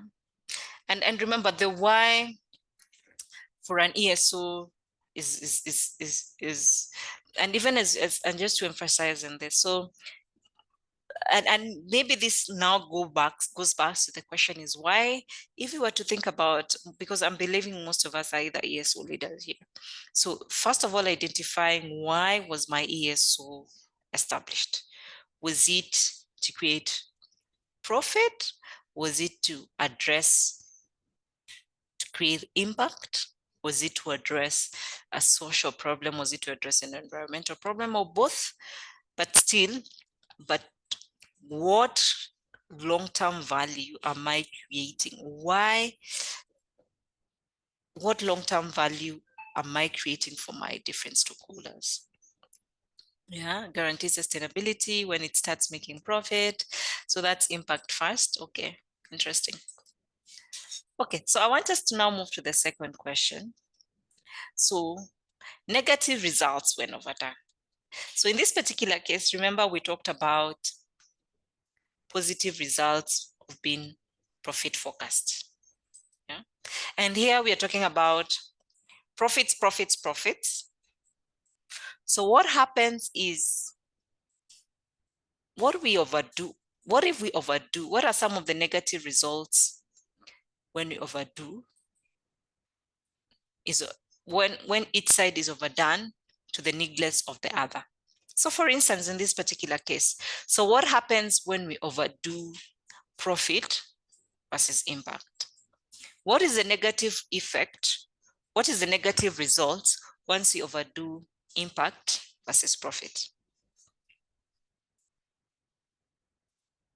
And I want us to be very practical here.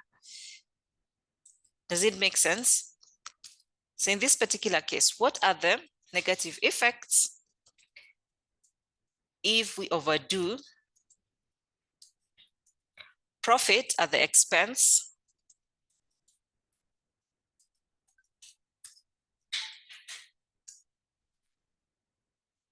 and then vice versa?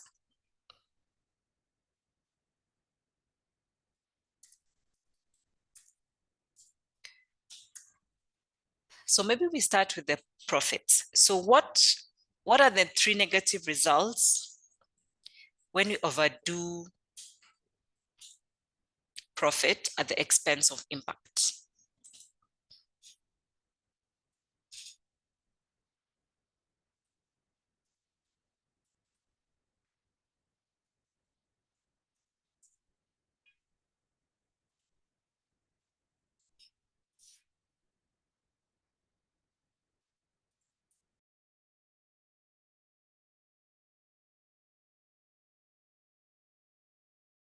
Okay, I see ESOs can become very transactional and may lose out on meaningful value. Yes.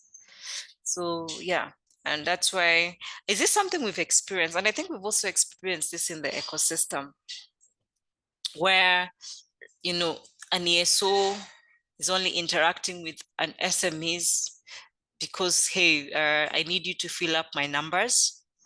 And you know, I'm only within this cohort if an SME, and I know most ESO says we have an alumni program, but practically, few of these programs really take shape because of just the transactional nature of how we have.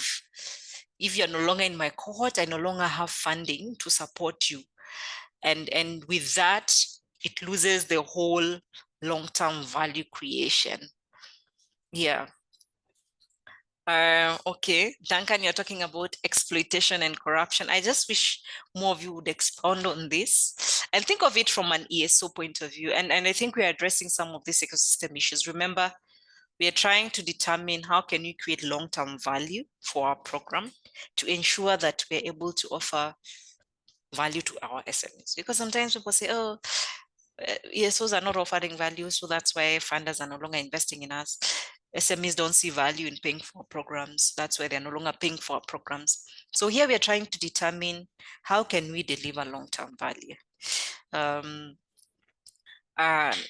Duncan, happy to really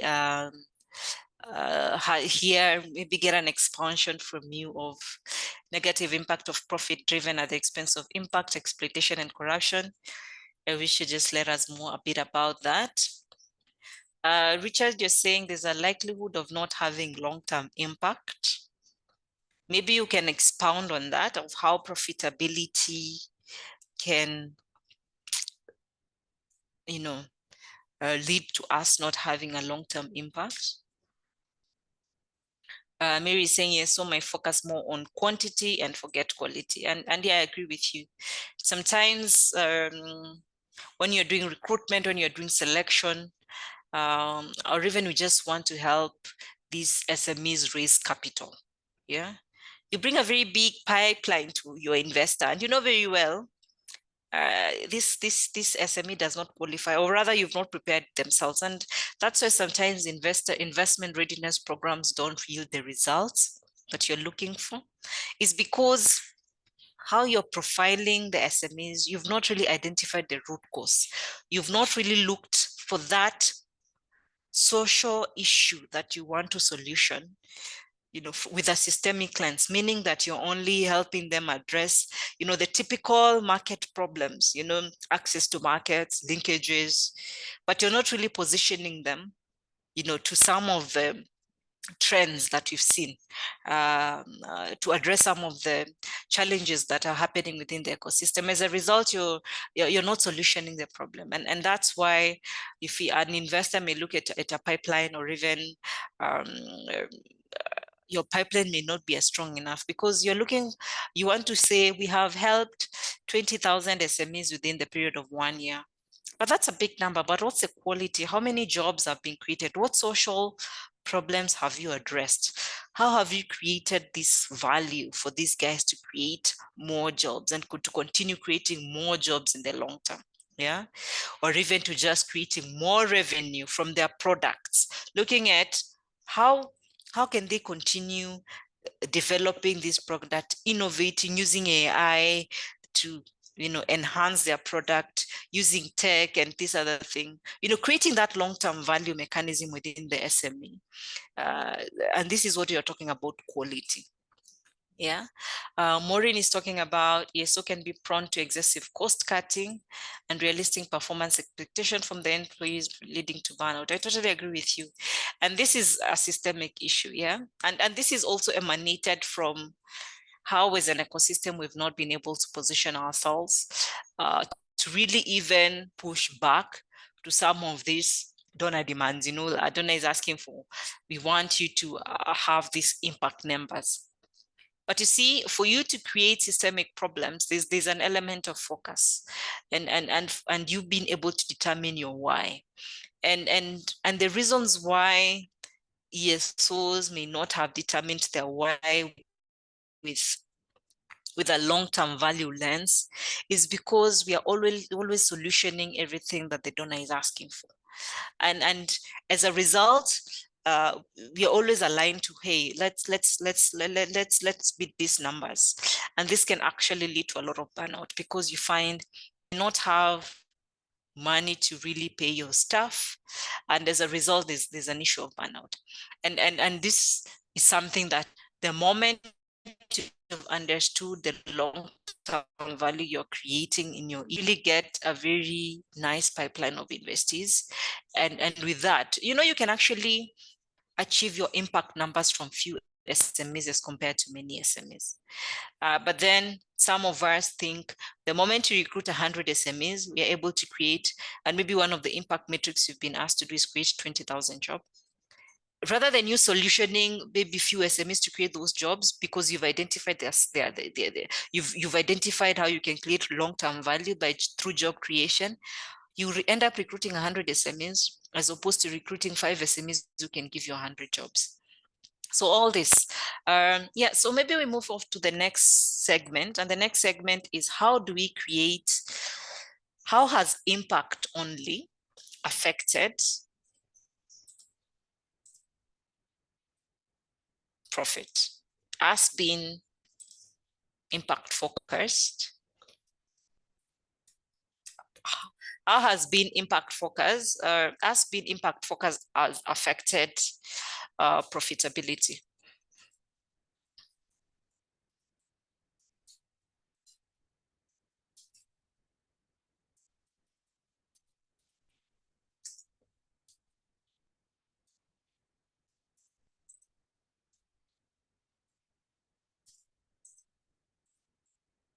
And please feel free if you're able to talk. I'd wish I'd have more people speaking. I see quite a number of people listening in, none of them speaking, but thank you so much for those who are commenting and providing input. So for ESOs, what's the danger of being too impact focused at the expense of profitability?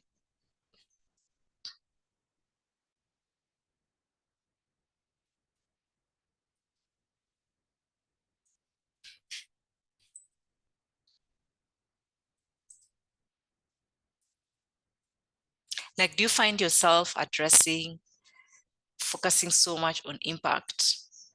And this may actually, and maybe this also, it's something else that maybe a funder has asked you, I need to create jobs, yeah?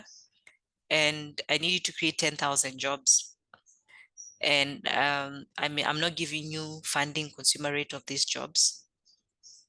And then you go ahead and you know, you're focusing on this impact number, and you're not going deeper in addressing some of the systemic issues your SME is going through. So you find yourself recruiting so many people, and they're not able to give you the type of numbers that you're looking for. And this can actually affect your profitability, because you may end up having more people within your program that may not be catered for.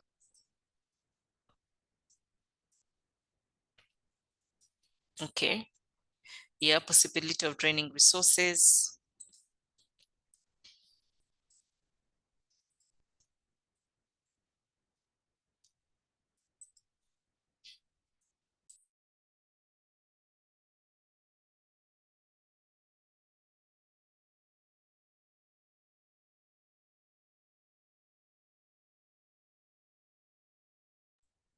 Anyone else who wants to speak?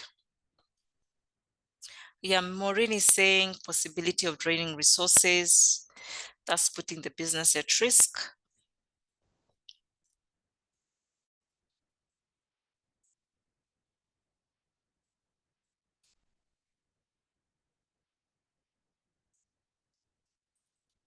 Okay. I can't see any other comments.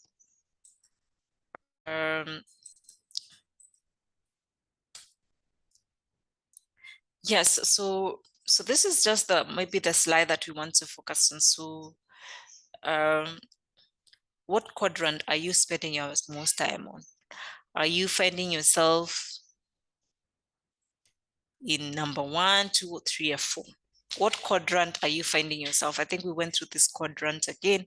So if you look at, there's a matrix there. So those that are very high, so for them, they're focused on money making. Yeah. Or for those that are focused either on insignificant, insolvent, meaning they're not making a profit, they're not making an impact. Yeah. But then there are those ones that are making an impact, meaning they're mostly impact focused, but they are low in profit. But then there are those that are making a difference and they're making a living. Yeah, so I see also Maureen, I think this is also in response to neglecting customer demands or market dynamics can make the business less relevant. Limited, yeah, hence becoming irrelevant here. So I think the next question is, which quadrant are we spending, rather, what quadrant really applies most to us? Are we having an impact and at the same time making profits, or we are spending a lot of our resources and our time on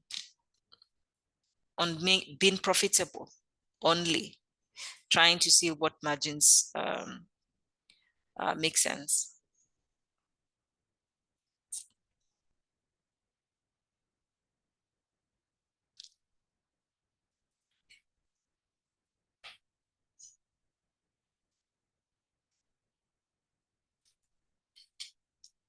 Anyone there? Guys, comment. Yeah, this is difficult. I thought if I spoke, it would be very boring. So I tried to bring a lot of activities, hoping that I'd really have an engaging crowd. So please let us know which quadrant you fit in. Yeah, are you number 1, 2, 3, 4? You can just type in the chat or even just unmute. If you look at your program, you and here we are just trying to be as real as possible. Yeah, it's okay to be profit focused. Yeah, and it's just about how do we realign our business model to really ensure. And as I said, when you're profit focused, I think we've talked about the positive. Yeah, we've talked about the positive of being profit focused. You're able to hire more staff, but then definitely you're able to really meet some of these demands that come across. But still, is it you will find yourself, if you don't have an impact, you may not really sustain your program in the long run. And here we are looking at value creation, sustainability to mean long-term value creation. How can we actually create long-term value? I don't see anybody willing to really say which quadrant there are. So I see Moses saying for impact, you're limited to scope in terms of geography. The number of due to limited resources is usually more fulfilling than the profit forecast. So which in this particular case, Moses, which quadrant? Do you find yourself in quadrant 3? I can see we're in quadrant 4. Okay, Edna says you're in quadrant 4. I see somebody raised their hand. I think it was Costa. Go ahead. Yeah, for me, I'll probably say this is an ongoing tension between, like, the ultimate goal is to be on 4. So sometimes you're there, sometimes we move to 3, sometimes 1. So I'll probably say it's an ongoing situation. But what's your current default right now? Current default is There's no probably wrong or right answer. probably 3. 3, okay. And yeah. Okay. Yeah, So probably that's 3 and 2. 3 and 2. Okay. Sometimes at 2, sometimes at 3. Okay. Yeah. So meaning you're like in the money making. Do you find it draining, like if you're always chasing the money? Yeah. Okay. Okay. Edna, you want to comment? You say you're in quadrant 4. Or anyone else can raise their hand. Yes, thank you. You can hear me? Yes, Edna, go ahead. Yeah, thanks for the session. I think we thank God because we have not lacked, and we are happy and glad. We are growing. We are not where we would like to be, but we know that there are myriad of opportunities that lie ahead of us. I think what we have leveraged on is strengthening our CSR initiatives and just listening to feedback from our community so that we are able to keep supporting them, whether they took our product 4 years ago or 3 years ago. They remain part of us, and they continue to work with us this journey. So we have regular programs. They are CSR, so they quite don't make a lot of money, but I think from that we get a lot of referrals as well. So that's why I feel that we belong to quadrant 4. Thank you.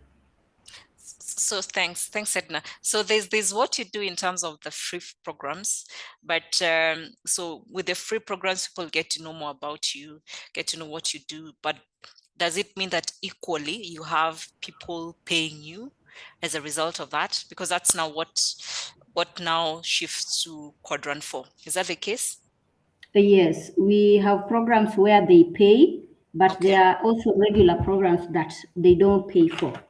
And in addition to them paying, it also depends, even the payment depends on the nature of relationship and how the discussions we'll have, because we may have a program where an entrepreneur is meant to pay X amount. They are not able to raise that, but they are loyal. We are able to have a discussion, and they also give us referrals where we make good money. Yeah. Okay. Thanks. Thanks for Mm. sharing, Edna. Mm. Yeah, I see, Maureen, you're more in quadrant 2. Any comments on that, and how is that going for you? If you're able to also talk.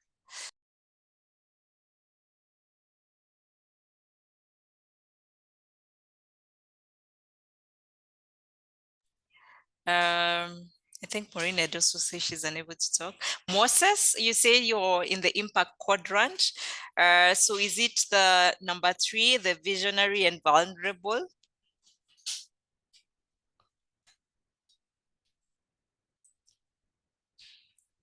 Because impact here, and feel free to chat or, yeah, 3.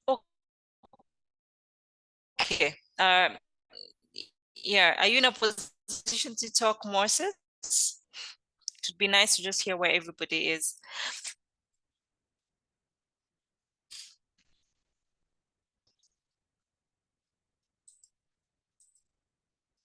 Okay, James is also in 3. And maybe you can just tell us the why.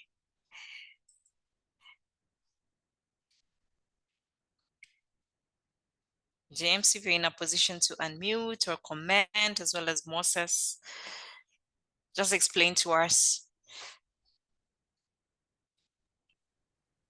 Hello, can you hear me? Yes, we can hear you. Yeah, I'm Moses.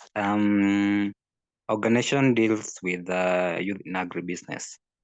So majorly we are looking at trying to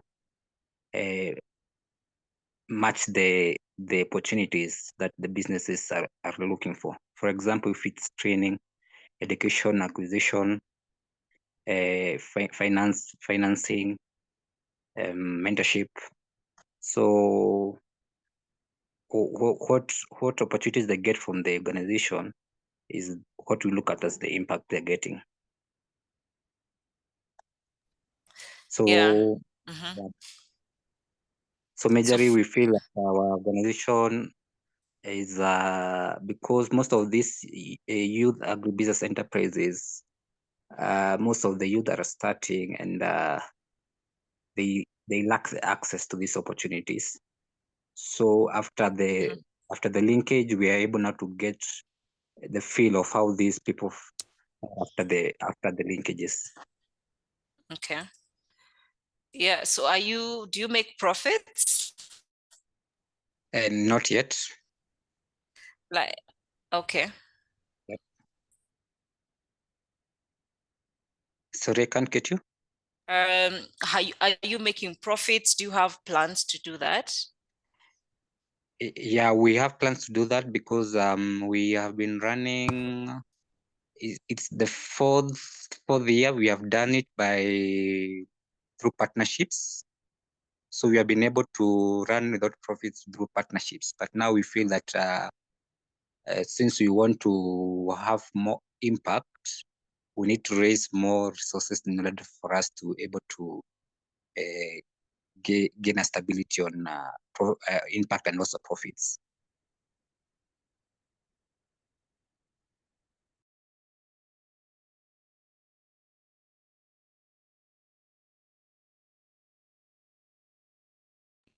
Thank you so much for sharing. You also said you're number 3. Okay. Yes. So I think first of all, the most important thing is just determining quadrant. I think that's the first thing. We just have to determine where we are, and at the same time. So how do we determine where we are? Is first of all determining what value are we creating for our different stakeholders. So you look at your SMEs, you look at all these different people, and we'll do an exercise about that just in a bit. So as part of action steps, so what are the things that you're going to do? What are the things you're going to do to gain and maintain positive results? of being profit focused. Remember, we've said sustainability, or rather we've talked about creating long-term value is being able to balance your profit and impact. Yeah. So addressing some of the emerging trends, solutioning your program to address some of the emerging trends, but also it being able to address some of the social and environmental problems for your different stakeholders, but also being able to create a profit, because you cannot be sustainable if you're not profitable. And so how do we maintain a balance of being able to solution some of these issues, but also being able to have a bottom line? So as part of the action steps, if you remember very well, we talked about some of the positive results of being profit focused. Yeah. And here we've said the best box to be is to be in box 4, where you're making a profit, you're able to pay your bills, you're able to balance things, but still being able to have a positive impact, or rather solution a problem that is either social, environmental, and addressing some of the emerging trends. We've talked about AI, we've talked about emerging risks and all these things. So when you're talking about an action plan, is being able to say, what are the things you need to do to gain or maintain positive results of being profit focused? What, who, and when? So in this particular case, one of the the positive results we had talked about, positive focused, if we can just go through the chart, is financial sustainability, is business growth, scaling, cash flows, attracting investors. So what do we need to do to maintain the positive results of being profit focused? What do you need to do as an ESO, to maintain this or gain this? Get more revenue, scale, hire more staff. What do we need to do? And who will do it? Yeah. So if we start with the first thing, because you've said profit is very important. We also said that the positive results of being profit focused is also you're able to, scale in terms of infrastructure, staff, geographical coverage, yeah. So what are we going to do to maintain these positive results? Because they're the negative results that comes with being only profit focused. But you're saying there are also positive results. So when you talk about action planning, or when you talk about being sustainable, is leveraging on the positive results of being profitable, still while dealing with being cognizant of the negative results. Yeah. So in this particular question, the question is, what are the things we need to do to gain? So how can we scale? Yeah, or maintain? What do we need to do for us to scale, for us to increase our revenue, for us to attract more investors, for us to attract more funding, for us to attract the right talent? What are the things that we need to do to maintain the positive results of being profit focused? What are we already doing?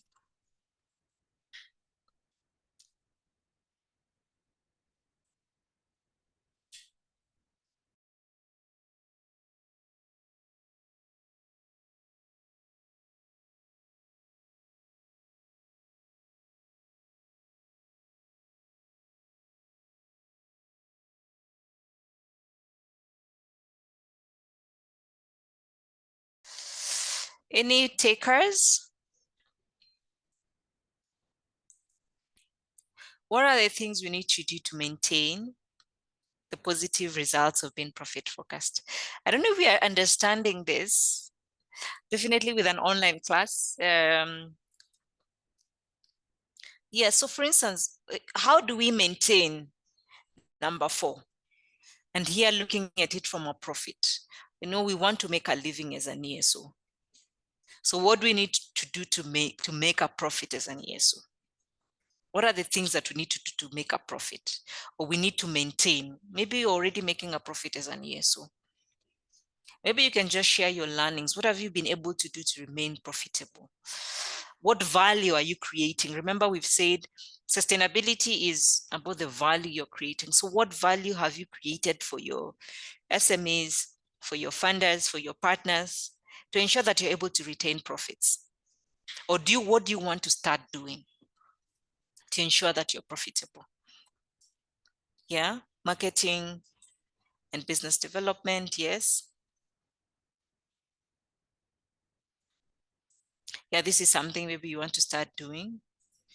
And there's always, there's a quote that it normally comes and says, for you to be fundable, you need to be findable. I don't know if you guys have heard that.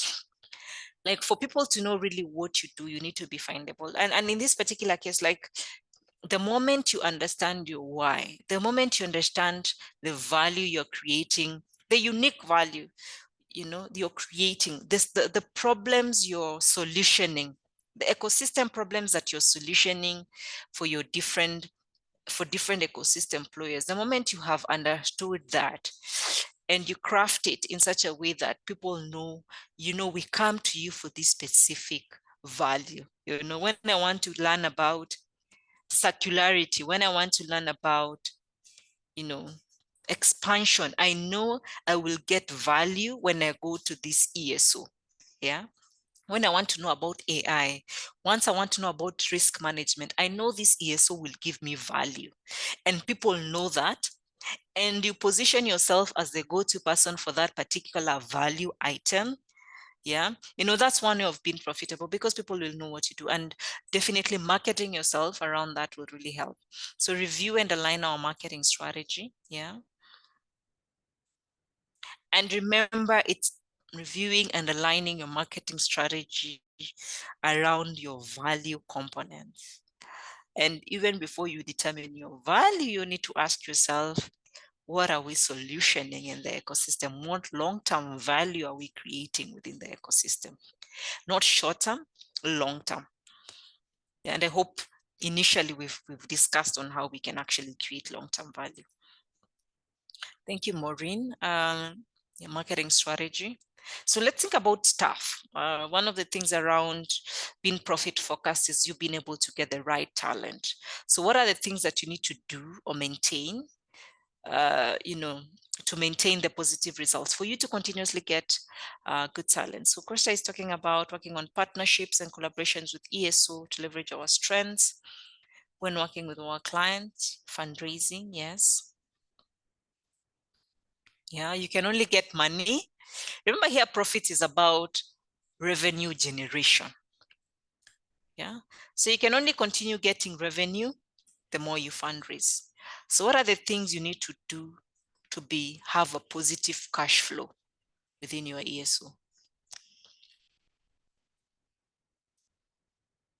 And please feel free to unmute and share things you have done in the past, just for us to learn how you've been able to maintain a positive cash flow within your program.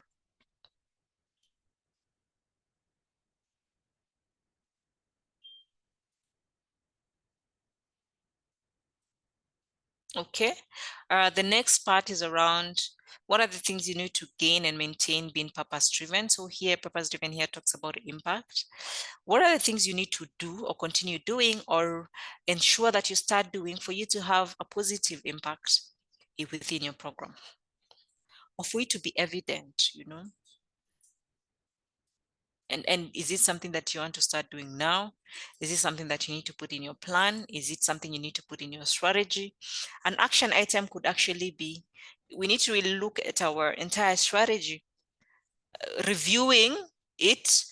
Is our strategy aligned to the emerging global trends?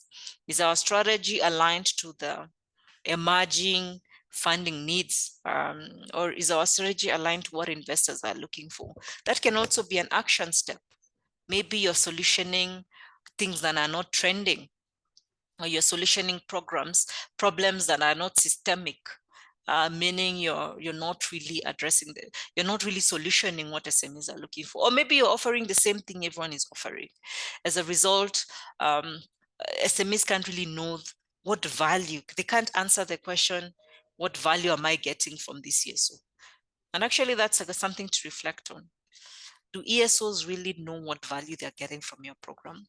Or do they have a clear understanding of what value you're delivering? Yeah. So the second part is what actions, what are the things you need to start doing to actually continue, or rather maintain, the positive results of being purpose-driven. Yeah, I think we talked about being purpose-driven, talking about customer loyalty, social good, yeah, attracting the right quality talent. So what are the things that you need to continuously doing or start doing for you to have impact? Especially for those that say they're in quadrant 1. Do you think impact is important for you? Do you think you want to start considering impact as part of your program delivery mechanism?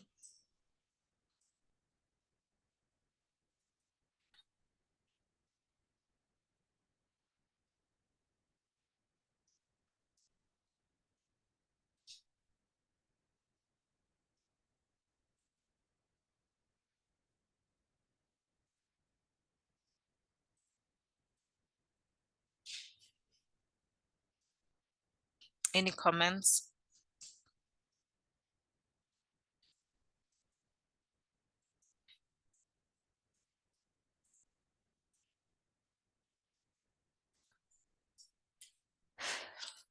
Brian, do people take a break? People have gone quiet here.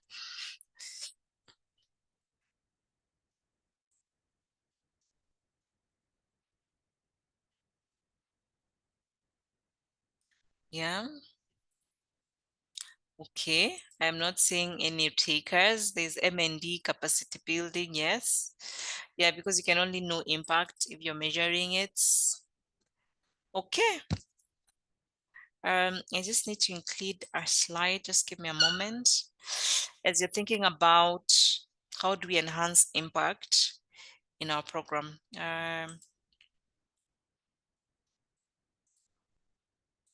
And feel free if you have any questions,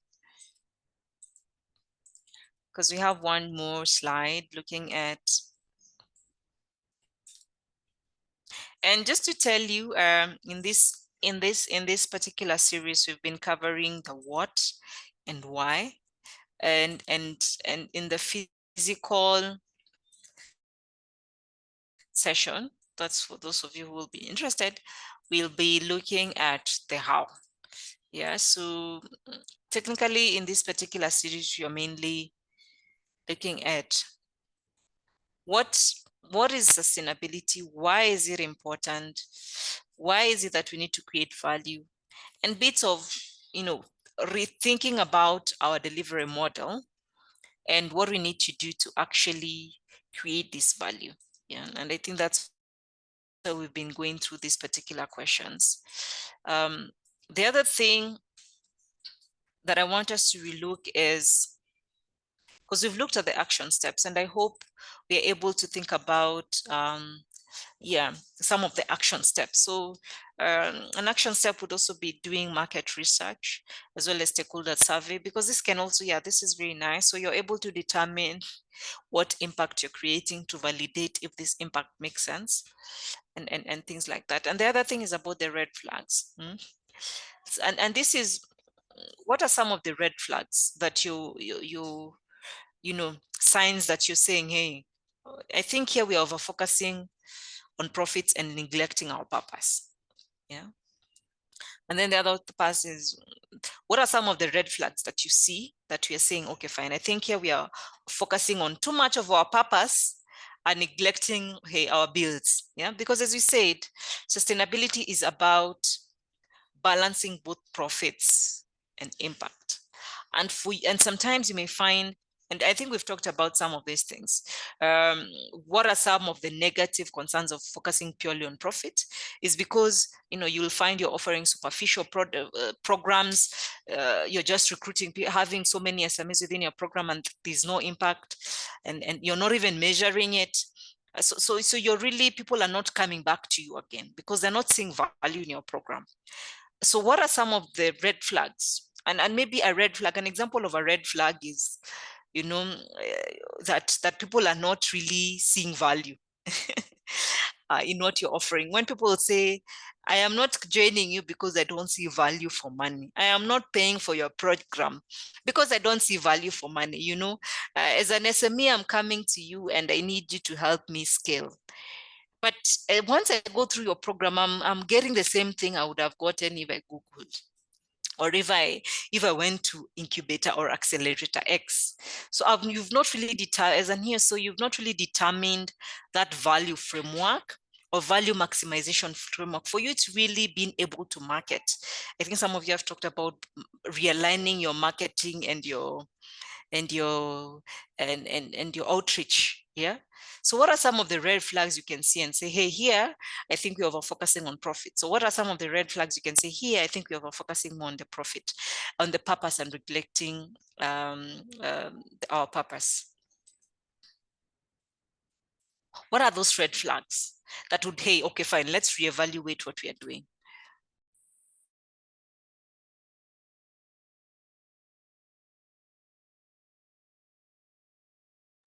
Yeah, Maureen says low ROI and reduce customer pipeline. So is that a profit red flag or it's a purpose red flag?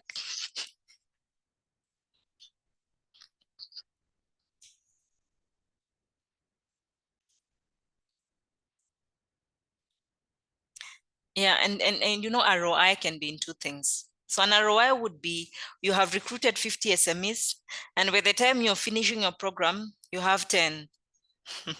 So I do think there's drop off. Yeah, or you have to really look for pipeline. You see, that means that's a red flag. Yeah. Yeah, and I agree. I think it covers both. And the root cause, if you ask me, is you've not determined your value matrix. What value am I offering these guys? What will make them come back? What do they know me for? And I know most ESO says, oh, we are sector agnostic. Oh, you can be sector agnostic, but really be known for delivering value in a particular thing of value in a particular way. Yeah. Yeah, thank you, Maureen, for that. What are other red flags? So I think, Maureen, you've talked about from an SME. What about from a funder? What are some of the red flags?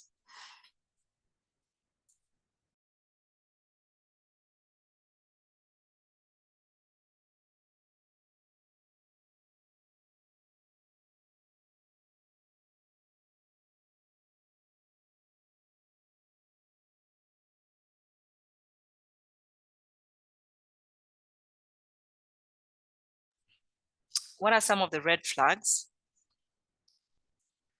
Taking on funded projects, but then not be within the scope area, leading to poor quality programs. So is that a red flag? I feel that's more of a profit. You know, we are chasing the same guys, and you know, you're all of a sudden shifting from sector agnostic to we are a blue economy expert. And yeah, and Costa, please let me not use words. You can feel free to unmute and just maybe talk about these red flags.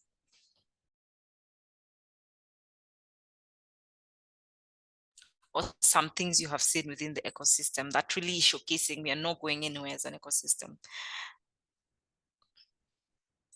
I think it's just what you said. When it's easy to now get diverted and run after different projects that may not be per se your strength. So like what you've said, blue economy, just like going for the really trendy things. And now, yeah, it now also now trickles down to the quality that's offered to the SMEs. Yeah. So remember when thank you so much, Costa, for that. First of all, we have said, align your programming to what is trendy. So we are not saying going for trendy things is an issue. Actually, for you to be sustainable, you need to align your program to what is trending. Like you need to really, I'm not saying that all of a sudden you shift to being a blue economy expert, but how do you design your business model to deliver value in these trendy areas? An opportunity would be either partnering with an ESO that is focused on that particular area. Another thing would be you getting the right expertise to really take this support. Because for instance, AI, if you look at AI, it was not a trendy topic 10 years. Like, I don't know how many AI specialists exist nowadays. It's like when you were starting, like sustainability, ESG, like 10 years ago was not a trendy thing. You know, it was difficult for you to get an expert. Now things have changed. So it's not saying that you do not align, because you do not align your ESO to what is trending. It's being able to determine these trending areas, and it is thinking about how do we position our ESO to respond to this. And positioning and rethinking your business model is asking yourselves, do we have the right expertise? Do we have them? You know, whom can we partner with? How can we position ourselves? How can we create following? Or do we need to do research? Yeah. What do we need to do to actually ensure that you're well positioned to these trending areas? Yeah. So it's one thing. What we've seen, and I think what you're talking about is ESOs are entering in these new fields without being prepared, and as a result, they're not delivering value. Yeah, so you will find they want really to they're running a program on AI, but you're still teaching the cohorts on business model canvas, market expansion, but these are not specific things that this specific cohort is looking for. Yeah. So how do you redesign your program, or how do you ensure that you have the right expertise to really align, ensure that SMEs are really getting value? Yeah, but thank you so much, Gustav, for sharing. Maureen says, for an impact investor, if your proposal does not bring out clearly the impact you're creating, that's a red flag. Again, if the financial proposal is cannot broken down into achievable milestones, yeah. So those are the red flags, meaning that I think, Maureen, you're talking about the over focusing on profit and neglecting purpose, because you're not saying this is our impact, you know. Maybe in your activity plan saying we want to train 100 SMEs, or we want to, but you're not talking about, so how will that translate in terms of impact? Does this training 100 SMEs, will it lead to X number of jobs created? Will it lead to poverty alleviation? Will it lead to gender, reducing the gender barriers? Will it lead to addressing some of the environmental risks within this particular community? Yes. So definitely at aligning your narrative, rather your funding narrative, to impact really is very key, because people don't really want to put money, and here you're talking about impact investors. They're really not just focused on the financial performance, which is very key. They want to make a return on their investments, but they also understand that for us really to make long-term return on investment is for ensure that these people are solutioning social and environmental problems within the ecosystem. They're creating jobs, they're addressing social issues, they're feeding people, they're addressing nutrition, they're addressing things that are in demand. And as a result, they are more of impact focus. Yeah, so I agree with you. What are some of the red flags?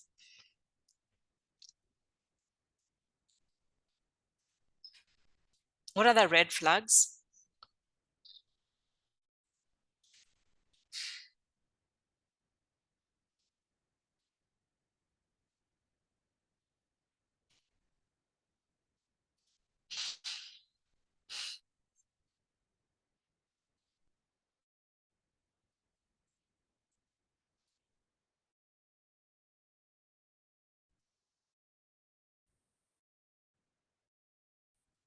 Any other?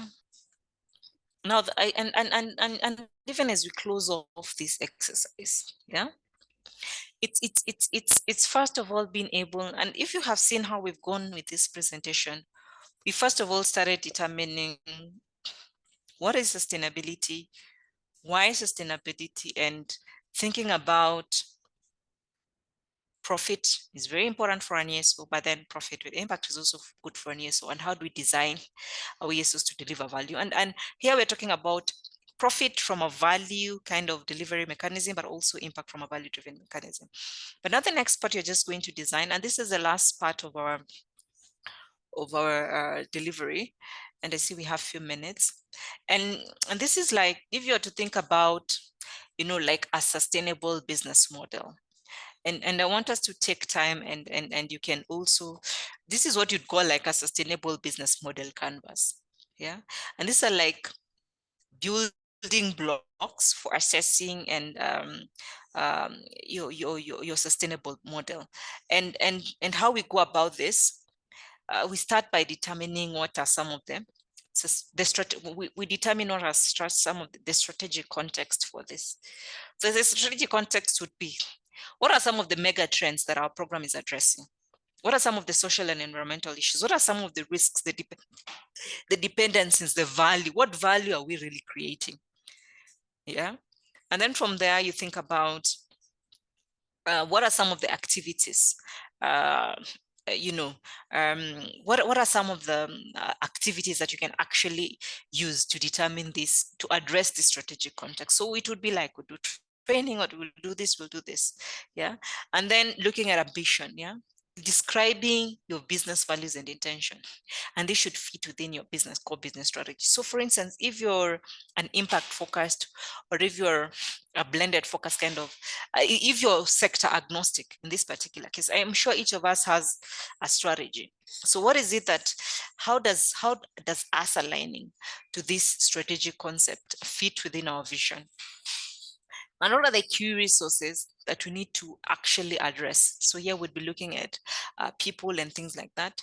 And then also reflecting on, how do we compete? What value do you provide? How does sustainability align with our competitive advantage? Yeah. And then what goals? Match areas of focus with express targets. There should be clear link with material issues. Remember, here we discussed material issues to be those things that are aligning with our vision and ambitions. And then looking at performance. How will you know that you are performing? How will we know that we are not being profit focused?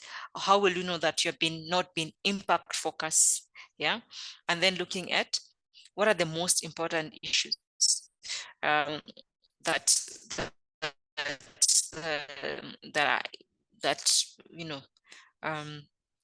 or impact. So look at the focus. So if we were really to go step by step on how we go about it, first of all, is thinking about the strategic context. Yeah.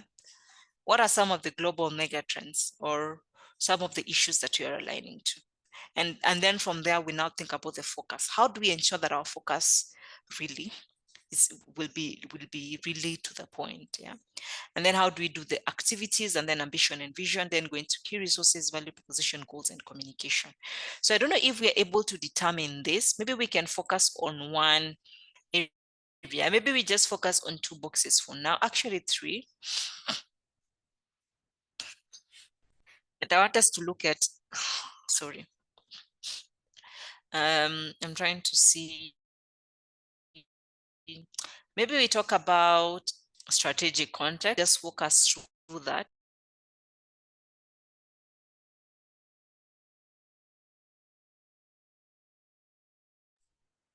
I can maybe walk you through what we do, like in terms of the strategic context in which you operate. So I can, if we were to focus on 3 of these boxes, yeah. So strategic context, value proposition, and performance. So a strategic context. So looking at how I started describing what we do. So one of the global mega trends we are addressing is, first of all, with our work with investors, we understand that investors are looking for impact-driven businesses, especially impact investors. And we have seen a growing trend globally in impact investment, ESG-focused investment. So how are we competing? So if we were to look at that, just that one solution areas and how we are competing. How we are competing in this is we have designed tools and frameworks to be able to determine how an enterprise fits within this, and trying to design investor readiness programs that are ESG focused. And how do we know, what are some of the KPIs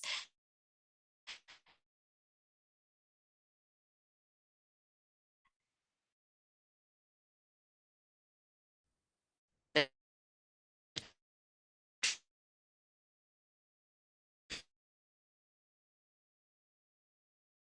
they're using that?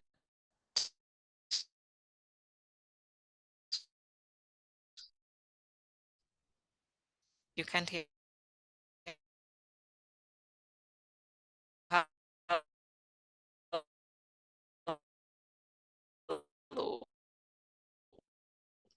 We've dropped off. What happened?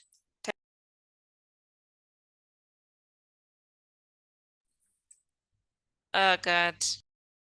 Yeah, I think our internet connectivity dropped off. You can hear me, guys? I don't know at what point. Brian, are you still there? Yes, we're still here. I don't know at what point I got dropped off. It's like I don't. When you are mentioning your key KPIs. Oh, so you had most of the things. Yeah, but mostly our KPIs, how we know this is, we are able to measure the number of funding raised from impact investors. So that is one KPI. And for us, so if I was to just look at those three. So key resources would be, well, we ensure that we have the right technical expertise, and looking at our values, we just don't want to solution. Our ambition and vision is just, we don't just want to create short-term profit businesses. We want to create businesses that are creating long-term value. And so we will ensure that we are designing program solutions, tools, frameworks, that they are able to come back and be capacity build at whatever level. So that's, I think I've covered about 4 of this, but it's a process. So they're all linked somewhat to each other. But then the moment you're able to really understand some of these things and being able to create a narrative out of this, it also helps you determine some of these areas. Yeah, and happy to just hear maybe some of you just tackle that. What is the name of the tool? So yeah, we have our, let's say we are preparing you to attract an impact investor. So there's a way in which we help you do our ESG due diligence and action planning, as well as technical assistance around ESG and sustainability, so that by the time you're meeting the investor, you have everything ready.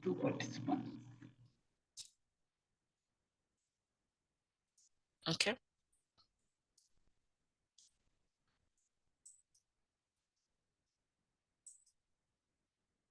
Anyone who can take us through what trends are they addressing, or what are some of the social environmental issues and things like that? And it can be something maybe you're just thinking on your feet, or something that you aim to do. Yeah.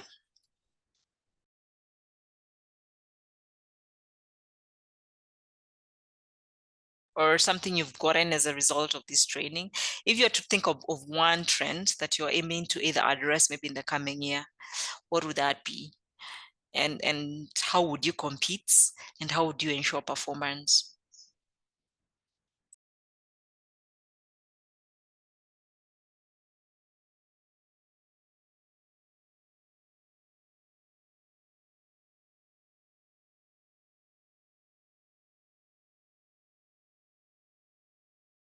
Anyone? Or we are not addressing any mega trends?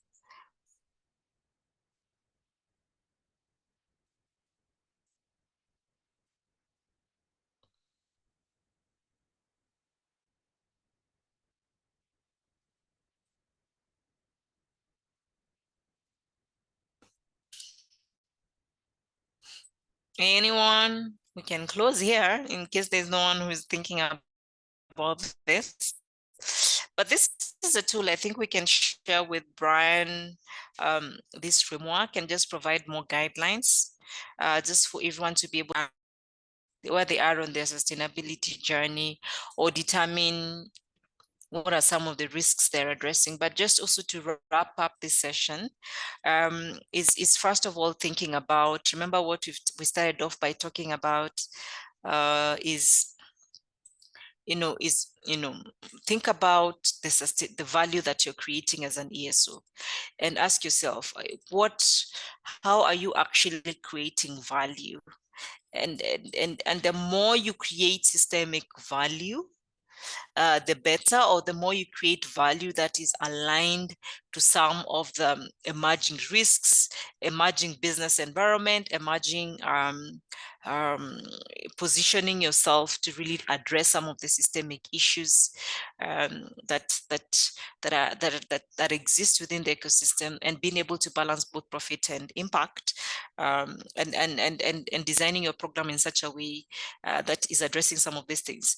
You become sustainable. And here, sustainability is long-term value. So if there's one thing that maybe I want you to think or reflect on as a result of this session is, what value am I creating for my SMEs?